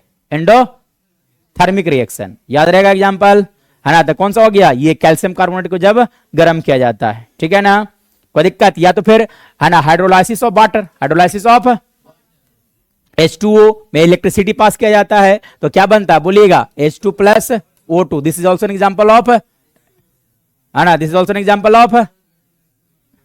जितना भी डिकम्पोजिशन रिएक्शन है सबके सब क्या होता है? क्या होता है? एंडोथर्मिक, एंडोथर्मिक होता है, कोई दिक्कत? समझ गया ना। चलिए, डिकम्पोजिशन रिएक्शन, है ना, पिछले क्लास में हम लोगों ने बात किया था कॉम्बिनेशन रिएक्शन। तो कॉम्बिनेशन रिएक्शन क्या होता था कि एक ऐसा रिएक्शन जिसमें दो या दो से अधिक सब्सटेंस मिलकर के सिंगल सब्सटेंस का फॉर्मेशन करेगा, उसे क्या बोला जाता है? कॉम्बिनेशन रिएक्शन, ठीक है ना। कॉम्बिनेशन का सीधे ये उल्टा है डिकम्पोजिशन रिएक्शन। कैसा है? उल्टा है, ठीक है ना। अब इसके जितने भी रिएक्शंस है वो सारे के सारे आपके लिए इंपॉर्टेंट है, क्योंकि बोर्ड एग्जाम में पूछने का चांस बहुत ज्यादा बनता है डिकम्पोजिशन रिएक्शन से, ठीक है। तो चलिए, डिकम्पोजिशन रिएक्शन क्या होता है पहले मेरी तरफ से सुन लीजिएगा, उसके बाद बुक वाला देखा जाएगा डेफिनेशन, ठीक है ना। तो डिकम्पोजिशन रिएक्शन क्या होता है कि वैसा रिएक्शन, वैसा केमिकल रिएक्शन जिसमें सिंगल सब्सटेंस ब्रेक करके दो या दो से अधिक सब्सटेंस में ब्रेक हो जाता है, उसे बोला जाता है डिकम्पोजिशन रिएक्शन। ये reaction in which one substance breaks down into two or more than two simpler substance is known as the decomposition reaction। कोई एक सिंगल सब्सटेंस ब्रेक कर करके दो या दो अधिक सब्सटेंस में जब मिलेगा तो उसे क्या बोला जाता है? Decomposition reaction. जैसे देखो, है ना, जैसे देखो अगर मान लिया जाए कि H2O है, ठीक है ना, वाटर आप ले लो और उसमें इलेक्ट्रिसिटी पास करोगे तो क्या मिलता है? H2 plus O2। So this is an example of decomposition reaction. क्यों? क्योंकि यहां पे एक सिंगल सब्सटेंस जो है वो ब्रेक होकर के दो सब्सटेंस में टूटा, दैट इज है ना hydrogen and oxygen. In the same way अगर बात किया जाए एक और रिएक्शन के बारे में तो कैल्शियम कार्बोनेट बहुत कॉमन सा एग्जांपल है। कैल्शियम कार्बोनेट जिसे हम लोग बोलते हैं क्विकलाइम। क्या बोला जाता है? क्विकलाइम। जब क्विकलाइम को आप लाइमस्टोन क्या बोलते हैं? लाइमस्टोन बोला जाता है। द लाइमस्टोन को जब आप गर्म करोगे तो मिलता है CO2 प्लस क्या लिखा जाता है? CaO प्लस, है ना, ये हो गया। तो this is also an example of decomposition reaction. This is also an example of decomposition reaction, ठीक है ना। हाँ, यहाँ पे हीट देना पड़ता है, प्लस डेल्टा लिख दिया जाए, ठीक है। चलिए अब देखिएगा, तो इसका अब देखिए एनसीईआरटी के अनुसार चला जाए। देखो जितने भी एग्जांपल देंगे सबको अच्छे से दिमाग में बैठाते चले जाना है। एक्टिविटी 1.5, तो देखो एक्टिविटी 1.5 में क्या बोला जा रहा है, ठीक है, देखिएगा, पढ़िए। Take about 2 gram of ferrous sulphate, take about 2 gram of ferrous sulphate. तो फेरस सल्फेट, तो फेरस सल्फेट के बारे में बात किया जाएगा तो फेरस सल्फेट का केमिकल फॉर्मूला क्या होता है? FeSO4। कैसा होता है? FeSO4। और FeSO4 का कलर कैसा होता है? तो FeSO4 का कलर होता है ग्रीन। कैसा होता है? बोलिएगा ग्रीन कलर का होता है, याद रहेगा। What is the colour of FeSO4? Green या तो ग्रीनिश भी लिखा जा सकता है, कोई दिक्कत? फेरस सल्फेट का कोई दिक्कत? चलिए आ जाइएगा। Take about 2 gram of ferrous sulphate crystal in a dry boiling tube, boiling tube के अंदर ले लिएगा फेरस सल्फेट। उसके बाद क्या किया गया, note the colour of ferrous sulphate crystal. अभी हमने बताया कैसा कलर होता है, बोलिएगा ग्रीन कलर का होता है। उसका कलर कैसा हो गया, तो याद रखना है कि what is the colour of ferrous sulphate, ठीक है, ग्रीन होता है। कैसा होता है, ग्रीन होता है। क्योंकि एग्जाम में देखो यहाँ पे फेरस सल्फेट एक्स कर देगा, अब पूछे ग्रीन कलर का सब्सटेंस उसको गर्म किए थे तो ये मिला, तो एक्स कौन सा था, तो याद रहेगा था ना कि ग्रीन कलर का मतलब कौन सा हो गया, फेरस सल्फेट हो गया। कोई दिक्कत? चलिए अब आगे बढ़िएगा। Heat the boiling tube over the flame of a burner on or a spirit lamp as shown in the figure. जैसे देखो यहाँ पे हीट किया जा रहा है, ठीक है ना, क्या चीज इसके अंदर है, बोलिएगा FeSO4। कलर कैसा था, ग्रीन था, ठीक है ना। Observe the colour of the crystal after heating. अब इसके बाद देखो कि ऑब्जर्व करो कि हीटिंग के बाद कलर कैसा आएगा, ठीक है ना। तो देखो कैसा क्या होगा जो, ठीक है। तो देखिएगा, देखिए तो have you notice that the green colour of the ferrous sulphate crystal has changed. क्या हो जाएगा, चेंज हो जाएगा। तो कलर कैसा हो जाता है, जब FeSO4 का कलर ग्रीन था, कैसा था, ग्रीन, जब गर्म करोगे तो इसका कलर हो जाएगा रेडिश ब्राउन। कैसा हो जाएगा, बोलिएगा रेडिश ब्राउन हो जाएगा। मतलब ये जो होता है एक्चुअली में होता है ना, यू कैन ऑल्सो है ना, you can also smell the characteristics order of burning sulphur. जब जलेगा तो कैसा गंध निकलेगा, बोलिएगा बर्निंग सल्फर की तरह। तो यहां पे पॉइंट टू बी नोटेड, जब FeSO4 को गर्म किया जाता है, FeSO4 को गर्म किया जाता है तो क्या क्या मिलता है, बोलिएगा, है ना, Fe2O3 फेरिक ऑक्साइड प्लस क्या मिलेगा, SO2 प्लस SO3। तो इस रिएक्शन को अच्छे से मेमोराइज करके जाना एग्जाम में।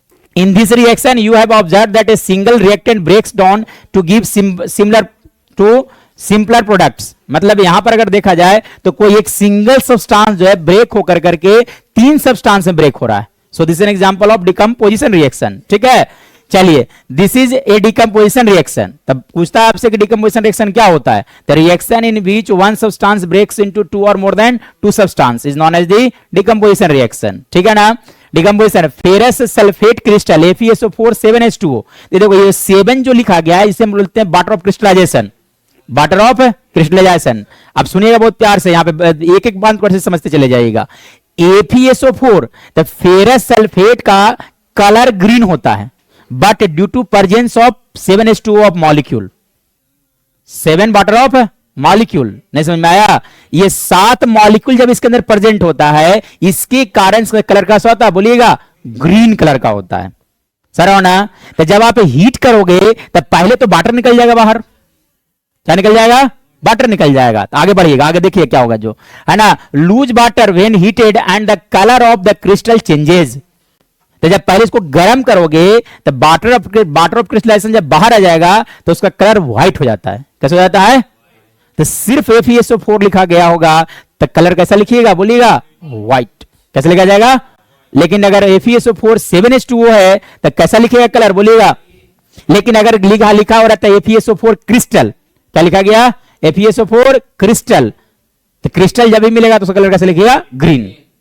FeSO4 7H2O को गर्म करने के बाद उसका कलर कैसा हो जाता है, व्हाइट कलर का हो जाता है ना। And the crystal changes, it then decomposes to ferric oxide. उसके बाद क्या चीज डिकम्पोज होता है, बोलिएगा ferric oxide. Ferric oxide colour कैसा हो जाएगा, बोलिएगा ब्राउन कलर का, ठीक है ना। Sulphur dioxide and sulphur trioxide, ferric oxide is a solid while SO2 and SO3 are gases. लेकिन SO2 और SO3 कैसा होता है, गैस होता है। देखो इस वाला अगर मान लो इस फिगर की अगर बात किया जाएगा तो इस फिगर में देखो, तो इस फिगर में अगर देखोगे तो जो एक्सपेरिमेंट किया जा रहा है इसमें देखो बोला यह गया कि do not point the mouth of the boiling tube at your neighbour और at your self.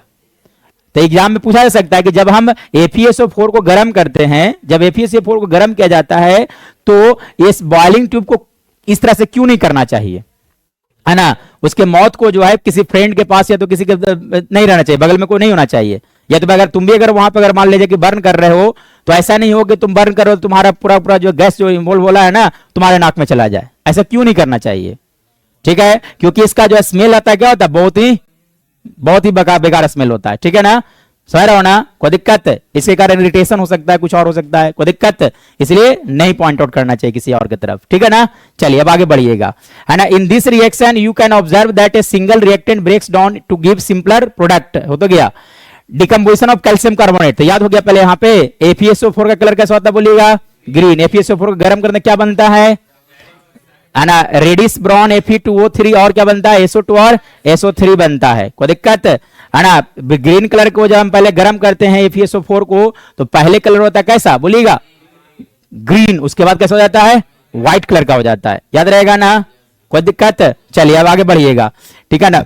Decomposition of calcium carbonate to calcium oxide and carbon dioxide on heating is an important decomposition reaction used in the various industries। इसका use किया जाता है कहां पर, बहुत सारे industries में यूज किया जाता है, ठीक। Calcium oxide is called lime, इसको क्या बोला जाता है, क्विकलाइम, क्या बोलते हैं, क्विकलाइम। और quicklime it has many uses, one is in the manufacturing of cement. Calcium oxide का यूजेस क्या होता है बोलिएगा, सीमेंट के मैन्युफैक्चरिंग में, सीमेंट के मैन्युफैक्चरिंग में। देखो ये CaCO3 जो लिखा गया है, ये अंडा का छिलका भी इसी को बोलते हैं, ये क्या चीज होता है बोलिएगा, है ना, सेल ऑफ एक सेल, एक सेल होता है, प्लस ये मार्बल्स वगैरह जितना भी आता है सब CaCO3 कहलाता है। मार्बल्स जो देख रहे हो ना, ये भी क्या होता है, कैल्शियम कार्बोनेट होता है, लाइमस्टोन जिसको बोला जाता है, ठीक है। चलिए अब आगे बढ़िएगा, manufacturing of cement, when a decomposition reaction is carried out by the heating it is called the thermal decomposition. हाँ, तो डिकम्पोजिशन रिएक्शन भी तीन तरह का होगा, समझ रहे हो ना। इन द प्रेजेंस ऑफ हीट तो उसको बोला जाता है थर्मल डिकम्पोजिशन, क्या बोला जाएगा, अगर इन द प्रेजेंस ऑफ इलेक्ट्रिसिटी तो उसको बोला जाता है इलेक्ट्रोलाइसिस, क्या बोलते हैं, इलेक्ट्रोलाइसिस। और इन द प्रेजेंस ऑफ अगर मान लीजिए कि सनलाइट होता है या तो लाइट होता है, उसको बोलता है फोटोलाइसिस, क्या बोला जाता है, फोटोलाइसिस, या तो फिर फोटो डिकम्पोजिशन बोला जाता है, कोई दिक्कत। चलिए यार आगे बढ़िएगा, तो ये जो देख रहे हैं दोनों को दोनों एग्जाम्पल जो हो गया, एक ऐसा एग्जाम्पल था जिसमें हम लोग क्या यूज किए थे, हीट यूज किया गया था, ठीक है ना। चलिए another example of thermal decomposition reaction given in activity 1.6, देखिए 1.6 में भी देख लीजिएगा क्या दिया गया था। Take about 2 gram of lead nitrate, क्या लेना है बोलिएगा, लेड नाइट्रेट। तो लेड नाइट्रेट का केमिकल फॉर्मूला क्या होता है बोलिएगा, PbNO3, क्या होता है, PbNO3 का होल 2। PbNO3 का कलर कैसा होता है, कैसा होता है, कलरलेस होता है, कैसा होता है, कलरलेस होता है। एक बार और ना, एक्टिविटी 1.2 में PbNO3 लिया गया था, कैसा होता है बोलिएगा, कलरलेस होता है। आगे बढ़िएगा, take about 2 gram of lead nitrate powder in a boiling tube, hold the boiling tube with a pair of tongs and heat it over a flame. इसको क्या करना है, फिर से गर्म करना है, सोन इन द फिगर 1.5, जैसा कि फिगर 1.5 में दिखाया गया है, कहां है 1.5, ठीक है। चलिए, hold the boiling tube with a pair of tongs, heat it over a flame as shown in the figure। what do you observe, है ना, note down the change in if any। तो क्या ऑब्जर्व करते हो, तो देखिएगा, you will observe that the emission of brown fumes, यहां पे क्या बनता है, ब्राउन फ्यूम्स। तो ब्राउन फ्यूम इसमें कौन होता है, तो देखिएगा, तो इसमें जो ये जो देख रहे हो नाइट्रोजन डाइऑक्साइड जो होता है कैसा कलर होता है, ब्राउन फ्यूम्स होता है, सराहना। चलिए और आगे बढ़िएगा, you will observe the emission of brown fumes, these fumes are of nitrogen dioxide. ये क्या चीज का होता है बोलिएगा, नाइट्रोजन डाइऑक्साइड का होता है। The reaction that takes place is, तो देखो एक कैसा रिएक्शन हो गया, तो देखिएगा जब PbNO3 को गर्म किया जाता है, जब PbNO3 को हीट किया जाता है तो क्या बनता है, देखिएगा PbO लेड ऑक्साइड, क्या बनेगा बोलिएगा, लेड ऑक्साइड प्लस क्या लिखाएगा, नाइट्रोजन डाइऑक्साइड प्लस क्या बनता है, ऑक्सीजन बनता है। तो याद हो गया कि PbNO3 को गर्म करने पर क्या क्या बनता है बोलिएगा, है ना, PbO प्लस NO2 प्लस क्या लिखा जाता है, O2 लिखा जाता है। ये कैसा होता है बोलिए, कैसा होता है, ब्राउन फ्यूम्स होता है, कैसा होता है, ब्राउन फ्यूम्स होता है। कोई डाउट यहां तक, चलिए अब आगे बढ़ा जाए।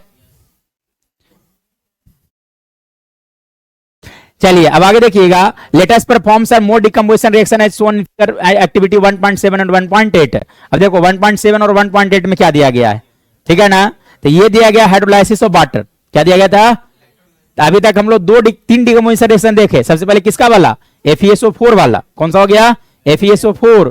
दूसरा कौन सा देखे, कैल्शियम कार्बोनेट वाला। तीसरा कौन सा देखे, PbNO3 वाला। कोई दिक्कत, चलिए अब आगे बढ़िएगा। अब देखो ये 1.3 एक्टिविटी क्या कह रहा है, तो देखिएगा सब लोग प्यार से देखते रहिएगा। देखिए क्या कह रहा है कि टेक ए प्लास्टिक मग, ये घर पे भी कर किया जा सकता है, take a plastic mug and drill 2 holes in its base and fit rubber stoppers in these holes. दो होल्स बना लो, उसके अंदर क्या रख दिया जाए, रबर स्टॉपर। जैसे देखो यहां पे देख सकते हो इस फिगर में, ठीक है ना, कि यहाँ पे रबर स्टॉपर है, ये क्या चीज है बोलिएगा, है ना। इस मग के अंदर दो छेद किया जाएगा और इसके अंदर क्या डाल दिया, रबर स्टॉपर। रबर स्टॉपर डालने से क्या हुआ फायदा, इसके अंदर पानी डालोगे तो नीचे पानी नहीं आएगा, कोई दिक्कत। चलिए अब आगे बढ़िएगा, है ना। इन these holes insert carbon electrode in these rubber stopper. अब इसके अंदर क्या डाल दिएगा, देखिएगा ये जो देख रहे हैं ये कार्बन रॉड है, यानी कि ग्रेफाइट का रॉड है जो पेंसिल वगैरह में होता है, कोई दिक्कत। चलिए अब आगे बढ़िएगा, connect these electrode to a 6 volt battery. अब इसको कैसे जोड़ा गया, देखिएगा 6 वोल्ट बैटरी जोड़ा गया है, कोई दिक्कत। अब आगे बढ़िएगा, take 2 test tube filled with water and invert them over the 2 carbon electrodes. अब क्या करना है, 2 टेस्ट ट्यूब लो, इससे पहले से पानी भरे हो, क्या कर लेना है, पानी भरा, 2 टेस्ट ट्यूब लो और इसके ऊपर से इसे डाल देना है, कोई दिक्कत। क्या किया गया बोलिएगा, टेस्ट ट्यूब पानी से भरा हुआ, हमने क्या किया, इसके ऊपर डाल दिया, ठीक है ना, कोई दिक्कत। चलिए fill the mug with the water, है ना, कहां तक गया था जी, and add take 2 test tube filled with the water and invert them over the 2 carbon electrodes. Switch on the current and leave the apparatus undisturbed for some time.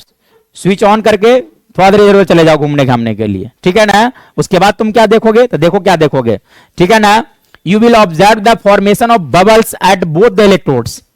जब ऐसा होगा तो तुम क्या देखोगे कि दोनों इलेक्ट्रोड्स पे बबल्स का फॉर्मेशन हो रहा होगा। क्या बन रहा होगा, अब बबल्स तभी बनेगा जब कोई गैस बन रहा होगा, बबल्स का फॉर्मेशन तभी होगा जब कोई गैस बन रहा होगा, ठीक है ना। अब आगे बढ़िएगा, you will observe the formation of bubbles at the 2 electrodes. तो बबल्स क्यों बन रहा था, बोलिए बोलिए क्यों बन रहा था, due to the formation of gas. समझाते हैं सब कुछ, अब आगे बढ़िएगा, these bubbles displace water in the test tube.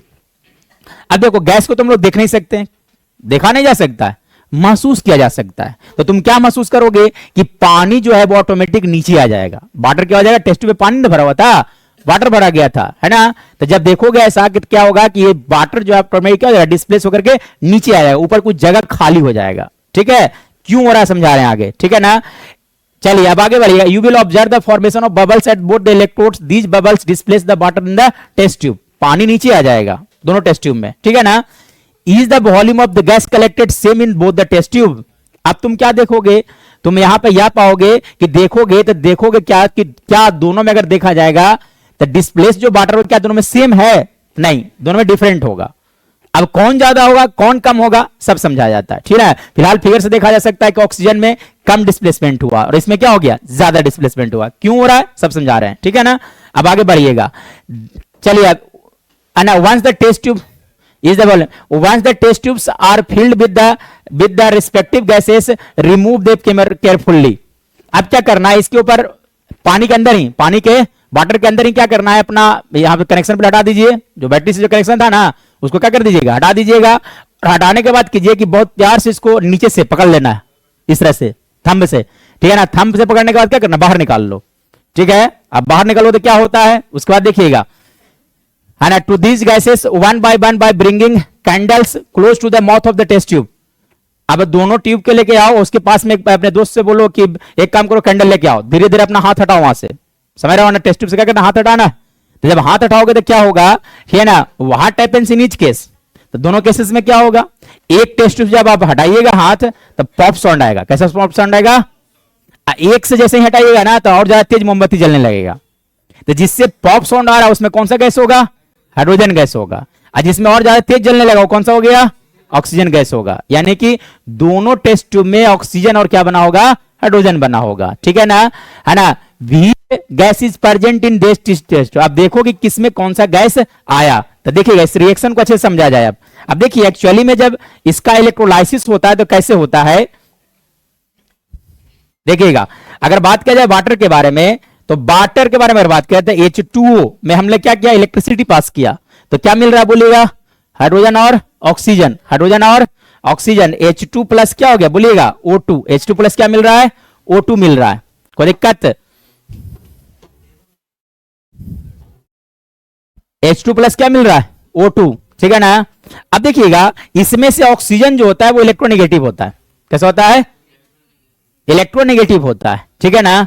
तो ये जो ऑक्सीजन जो है वो किधर की ओर भागेगा, किधर भागेगा, पॉजिटिव टर्मिनल की तरफ। किधर भागेगा, अब पॉजिटिव टर्मिनल को क्या बोला जाता है बोलिएगा, एनोड बोला जाता है। यानी कि ये जो देख रहे हैं ये पॉजिटिव टर्मिनल है, कैसा बोलिएगा, पॉजिटिव टर्मिनल, और इसको क्या बोलते हैं, एनोड। यानी कि एनोड पे कौन सा गैस मिलेगा, बोलिएगा, ऑक्सीजन। एनोड पे कौन सा गैस मिलेगा, ऑक्सीजन। लेकिन हाइड्रोजन जो होता है कभी कभी H प्लस लिखते हैं ना, तो प्लस वाला किधर भागेगा, बोलिएगा, माइनस की तरफ। यानी कि ये जो देख रहे हैं माइनस है, अब माइनस को क्या बोला जाता है, कैथोड। क्या बोला जाता है, कैथोड। तो यहां पे कौन सा गैस मिलेगा, हाइड्रोजन। अब चलो देखो, इसमें अगर बात करें कौन ज्यादा वॉल्यूम डिस्प्लेस होगा, बता देते हैं कि पानी एक में कम होगा, दूसरा में ज्यादा होगा। तो देखिए इसके पीछे रीजन क्या है, तो देखिएगा H2O को जब स्प्लिट किया जाता है क्या बनेगा, बोलिएगा, H2 प्लस क्या मिलेगा, O2 मिलेगा, मिलेगा ना। अब बैलेंस करने के लिए क्या करोगे, बोलो, यहां से 2 से मल्टीप्लाई किया जाए तो यहां से कितना से मल्टीप्लाई होगा, 2 से मल्टीप्लाई होगा। अब बताइए इसका मतलब क्या समझ में आ रहा है कि अगर अगर ये 1 मोल है तो कितना मोल होगा, 2 मोल। ज्यादा वॉल्यूम किसका होगा, हाइड्रोजन का ना होगा। यानी कि अगर ये 1 मोल होगा तो कितना मोल होगा, 2 मोल। अगर ये 2 मोल है तो कितना मोल होगा, 4 मोल। तो ज्यादा डिस्प्लेसमेंट किसमें होगा, निगेटिव वाला पर, जहां पे हाइड्रोजन मिलेगा। तो एनसीईआरटी है ना, एग्जाम में पूछा जा सकता है कि डिस्प्लेसमेंट किस में ज्यादा होता है, कैथोड पर कि एनोड पर। तो कहां पर होता है, बोलिएगा, कहां पर होता है, ज्यादा। तो ज्यादा कहां पर हो गया, कैथोड पर। कम डिस्प्लेसमेंट कहां पर होगा, एनोड पर होगा। कोई दिक्कत, समझ में आ गया ना। क्यों होगा, क्यों होगा, वाई कारण क्या हो गया, ज्यादा डिस्प्लेसमेंट होता है ना। तो ज्यादा डिस्प्लेसमेंट किसमें हो रहा है, इसमें हो रहा है, हाइड्रोजन वाला में हो रहा है। कारण क्या है, क्योंकि देखो यहां पे जो रेशियो होता है 2:1 कितना का आता है, 1 का, 2:1 का रेशियो आता है, इसी कारण से। कोई दिक्कत, समझ गए, यहां तक डाउट। तो ये हो गया electrolysis of water. This is an example of electrolysis of water. यानी कि वैसा डिकम्पोजिशन जो इन द प्रेजेंस ऑफ इलेक्ट्रिसिटी होता है उसको हम लोग क्या बोलते हैं, इलेक्ट्रोलाइसिस बोला जाता है। कोई दिक्कत, समझ गए ना। तो पहले याद रखना है कौन सा कहां पे मिला, हाइड्रोजन कहां मिला, ऑक्सीजन कहां मिला, एग्जाम में पूछा जा सकता है, ठीक है ना। वॉल्यूम ज्यादा कौन सा मिलेगा, हाइड्रोजन वाला मिलेगा, ऑक्सीजन वाला मिलेगा। टेस्ट के लिए बात किया जाएगा तो कैंडल जब लाए थे तो पॉप्स इंडेक्स से निकाला, उसका अंदर कौन सा गैस था, बोलिएगा, हाइड्रोजन गैस था। एक में जलता हुआ कैंडल और तेज हो जाएगा तो कौन सा हो जाएगा, ऑक्सीजन हो जाएगा। कोई डाउट। चलिए ये तो हो गया आपका एक्टिविटी 1 पॉइंट कौन सा था, 7। चलिए अब आगे देखिएगा। अब देखिए एक्टिविटी 1.8 में क्या दिया गया है। एक्टिविटी 1.8 देखा जाए, ठीक है ना। Take about 2 gram of silver nitrate in a china dish. क्या ले लीजिए, बोलिएगा, silver chloride, silver chloride in a china dish, what is its colour. तो इसका कलर कैसा होता है, बोलिएगा, कलर कैसा होता है, ये सिल्वर क्लोराइड का कलर कैसा होता है, कैसा होता है, व्हाइट कलर का होता है। कैसा होता है, बोलिएगा, व्हाइट कलर का होता है, ठीक है ना। And take about 2 gram of silver chloride in a china dish, what is its colour. तो कलर कैसा होता है, बोलिएगा, व्हाइट कलर का होता है, ठीक है ना। Place this china dish in sunlight for some time. अब इसको कहां रख दो, कुछ देर के लिए, बोलिएगा, सनलाइट में, है ना। Observe the colour of the silver chloride after some time. तो कलर उसका कैसा हो जाएगा, बोलिएगा, ग्रे। कैसा हो जाएगा, ग्रे। ये जो रिएक्शन जो लिखा गया एक्चुअली में हम लोग यूज करते थे पहले के समय में फोटोग्राफी में, इसमें क्लिक क्लिक करके फोटो लिया जाता था, ठीक है ना। सिल्वर ब्रोमाइड वाला भी और ये वाला भी दोनों रिएक्शन यूज होता है, ठीक है ना। सिल्वर ब्रोमाइड वाला भी और AgCl वाला भी दोनों यूज होता है, ठीक है ना, दोनों रिएक्शन, ठीक है। तो देखिएगा एक्चुअली में कैसे क्या होता था, ठीक है। तो देखो कैसे क्या होता था उस समय की अगर बात किया जाएगा तो देखो इस रिएक्शन समझ में आएगा। You will see that white silver chloride turns grey. कैसा हो जाएगा, बोलिएगा, ग्रे कलर का हो जाएगा in sunlight. This is due to the decomposition of silver chloride into silver and chlorine by light. और जो decomposition reaction in the presence of light होता है उसको क्या बोलते हैं, फोटो डिकम्पोजिशन, या तो फोटोलाइसिस बोला जाता है। कोई दिक्कत, समझ रहा हो ना। चलिए अब आगे देखिएगा। अब देखिए इस रिएक्शन के बारे में बात किया जाएगा तो कौन सा हो गया, बोलिएगा, AgCl को सनलाइट के प्रेजेंस में रखा गया तो क्या बना, Ag प्लस Cl2। इसमें कलर चेंज कैसे हो गया, इसका कलर कैसा था, बोलिएगा, व्हाइट मिला, कैसा, ग्रे कलर का मिला, ठीक है ना। कोई दिक्कत, समझ रहे हो ना, समझ रहे हो नहीं समझ रहे हो। चलिए अब आगे बढ़िएगा। एक्चुअली में फोटोग्राफी में ऐसे ही होता था, पहले रील आता था। आज के डेट में तो रील्स बनता है इंस्टा पर घर पे, नहीं, लेकिन पहले के समय में क्या होता था, बोलिएगा, रील आता था। 100 रुपया 150 रुपये मिलता था, उसको हम लोग खरीद करके कैमरा के अंदर डालते थे, ठीक है ना। तो उस कैमरा के अंदर डाला जाता था, उसके बाद फोटो लिया जाता था, सामने खड़ा कर दिए, क्लिक मारते थे तो उसमें से एक लाइट निकलता था। क्या निकलता था, अब लाइट जाकर के अगला इंसान से टकरा करके फिर से वापस कहां पे आता था, कैमरा में, reflection of light, reflection of light के कारण। अब वो लाइट जो है जब शटर थोड़ा देर ऑन होता था तो जाकर किस पे मिलता था, क्या जी पर, रील पर मिलता था, तो रील पर जब मिलेगा तो सेम रिएक्शन होगा, और वो जो इंसान था उसका कहां पर फोटो मिल जाता, एजी पर मिल जाता, उसके बाद उसको साफ कराया जाता था। समझ रहे हो ना, कोई दिक्कत? चलिए आगे बढ़िएगा, है ना। Silver bromide also behaves in the same way, जैसे कि देखिए सिल्वर ब्रोमाइड का रिएक्शन क्या होगा, सेम तरीका से होता है, ठीक है ना। The above reaction are used in the black and white photography, इसका कहां पे यूज किया जाता है बोलिएगा, अभी थोड़ा देर पहले बताया कि कैसे कैसे यूज होता है जो, ठीक है ना। द एबव रिएक्शंस मतलब दोनों, नॉट ओनली वन, बोथ, कोई दिक्कत? The above reactions are used in the black and white photography, है ना। What form of energy is causing the decomposition reaction, तो इसमें कौन सा एनर्जी की जरूरत पड़ा बोलिएगा, लाइट की जरूरत पड़ा। कौन सी जरूरत पड़ा, लाइट की जरूरत पड़ रहा है, याद हो गया, याद हुआ ना। चलिए अब आगे बढ़िएगा, है ना। We have seen that the decomposition reaction require energy either in the form of heat, heat वाला कौन कौन सा एग्जांपल हो गया, तीन ठो, कौन कौन सा, FeSO4 को गर्म किया गया तो क्या बना था, Fe2O3, एक बार मेरे साथ साथ बोल लीजिएगा, Fe2O3 plus SO2 plus SO3 बना था, ठीक है ना। उसके बाद CaCO3 को गर्म किया गया तो क्या बना, हाँ CaO प्लस CO2, उसके बाद PbNO3 को गर्म किया गया तो क्या बना, PbO plus NO2 plus O2 बना। नहीं, ये हो गया कौन सा रिएक्शन बोलिएगा, थर्मल डिकम्पोजिशन, तीनों। उसके बाद हम लोग क्या पढ़े, इलेक्ट्रिसिटी वाला, तो इलेक्ट्रिसिटी वाला कौन सा था, वाटर वाला, इलेक्ट्रोलाइसिस वाला, H2O से इलेक्ट्रिसिटी पास किए तो H2 प्लस क्या मिला, O2 मिला, कोई दिक्कत? तो ये हो गया था, ये हो गया कौन कौन सा था बोलिएगा, हीट, लाइट, लाइट वाला कौन सा हो गया, AgCl और AgBr वाला। तो AgCl में क्या मिलता है, Ag प्लस Cl2, AgBr वाला क्या मिलता है, Ag प्लस Br2 मिलता है, ठीक है ना। चलिए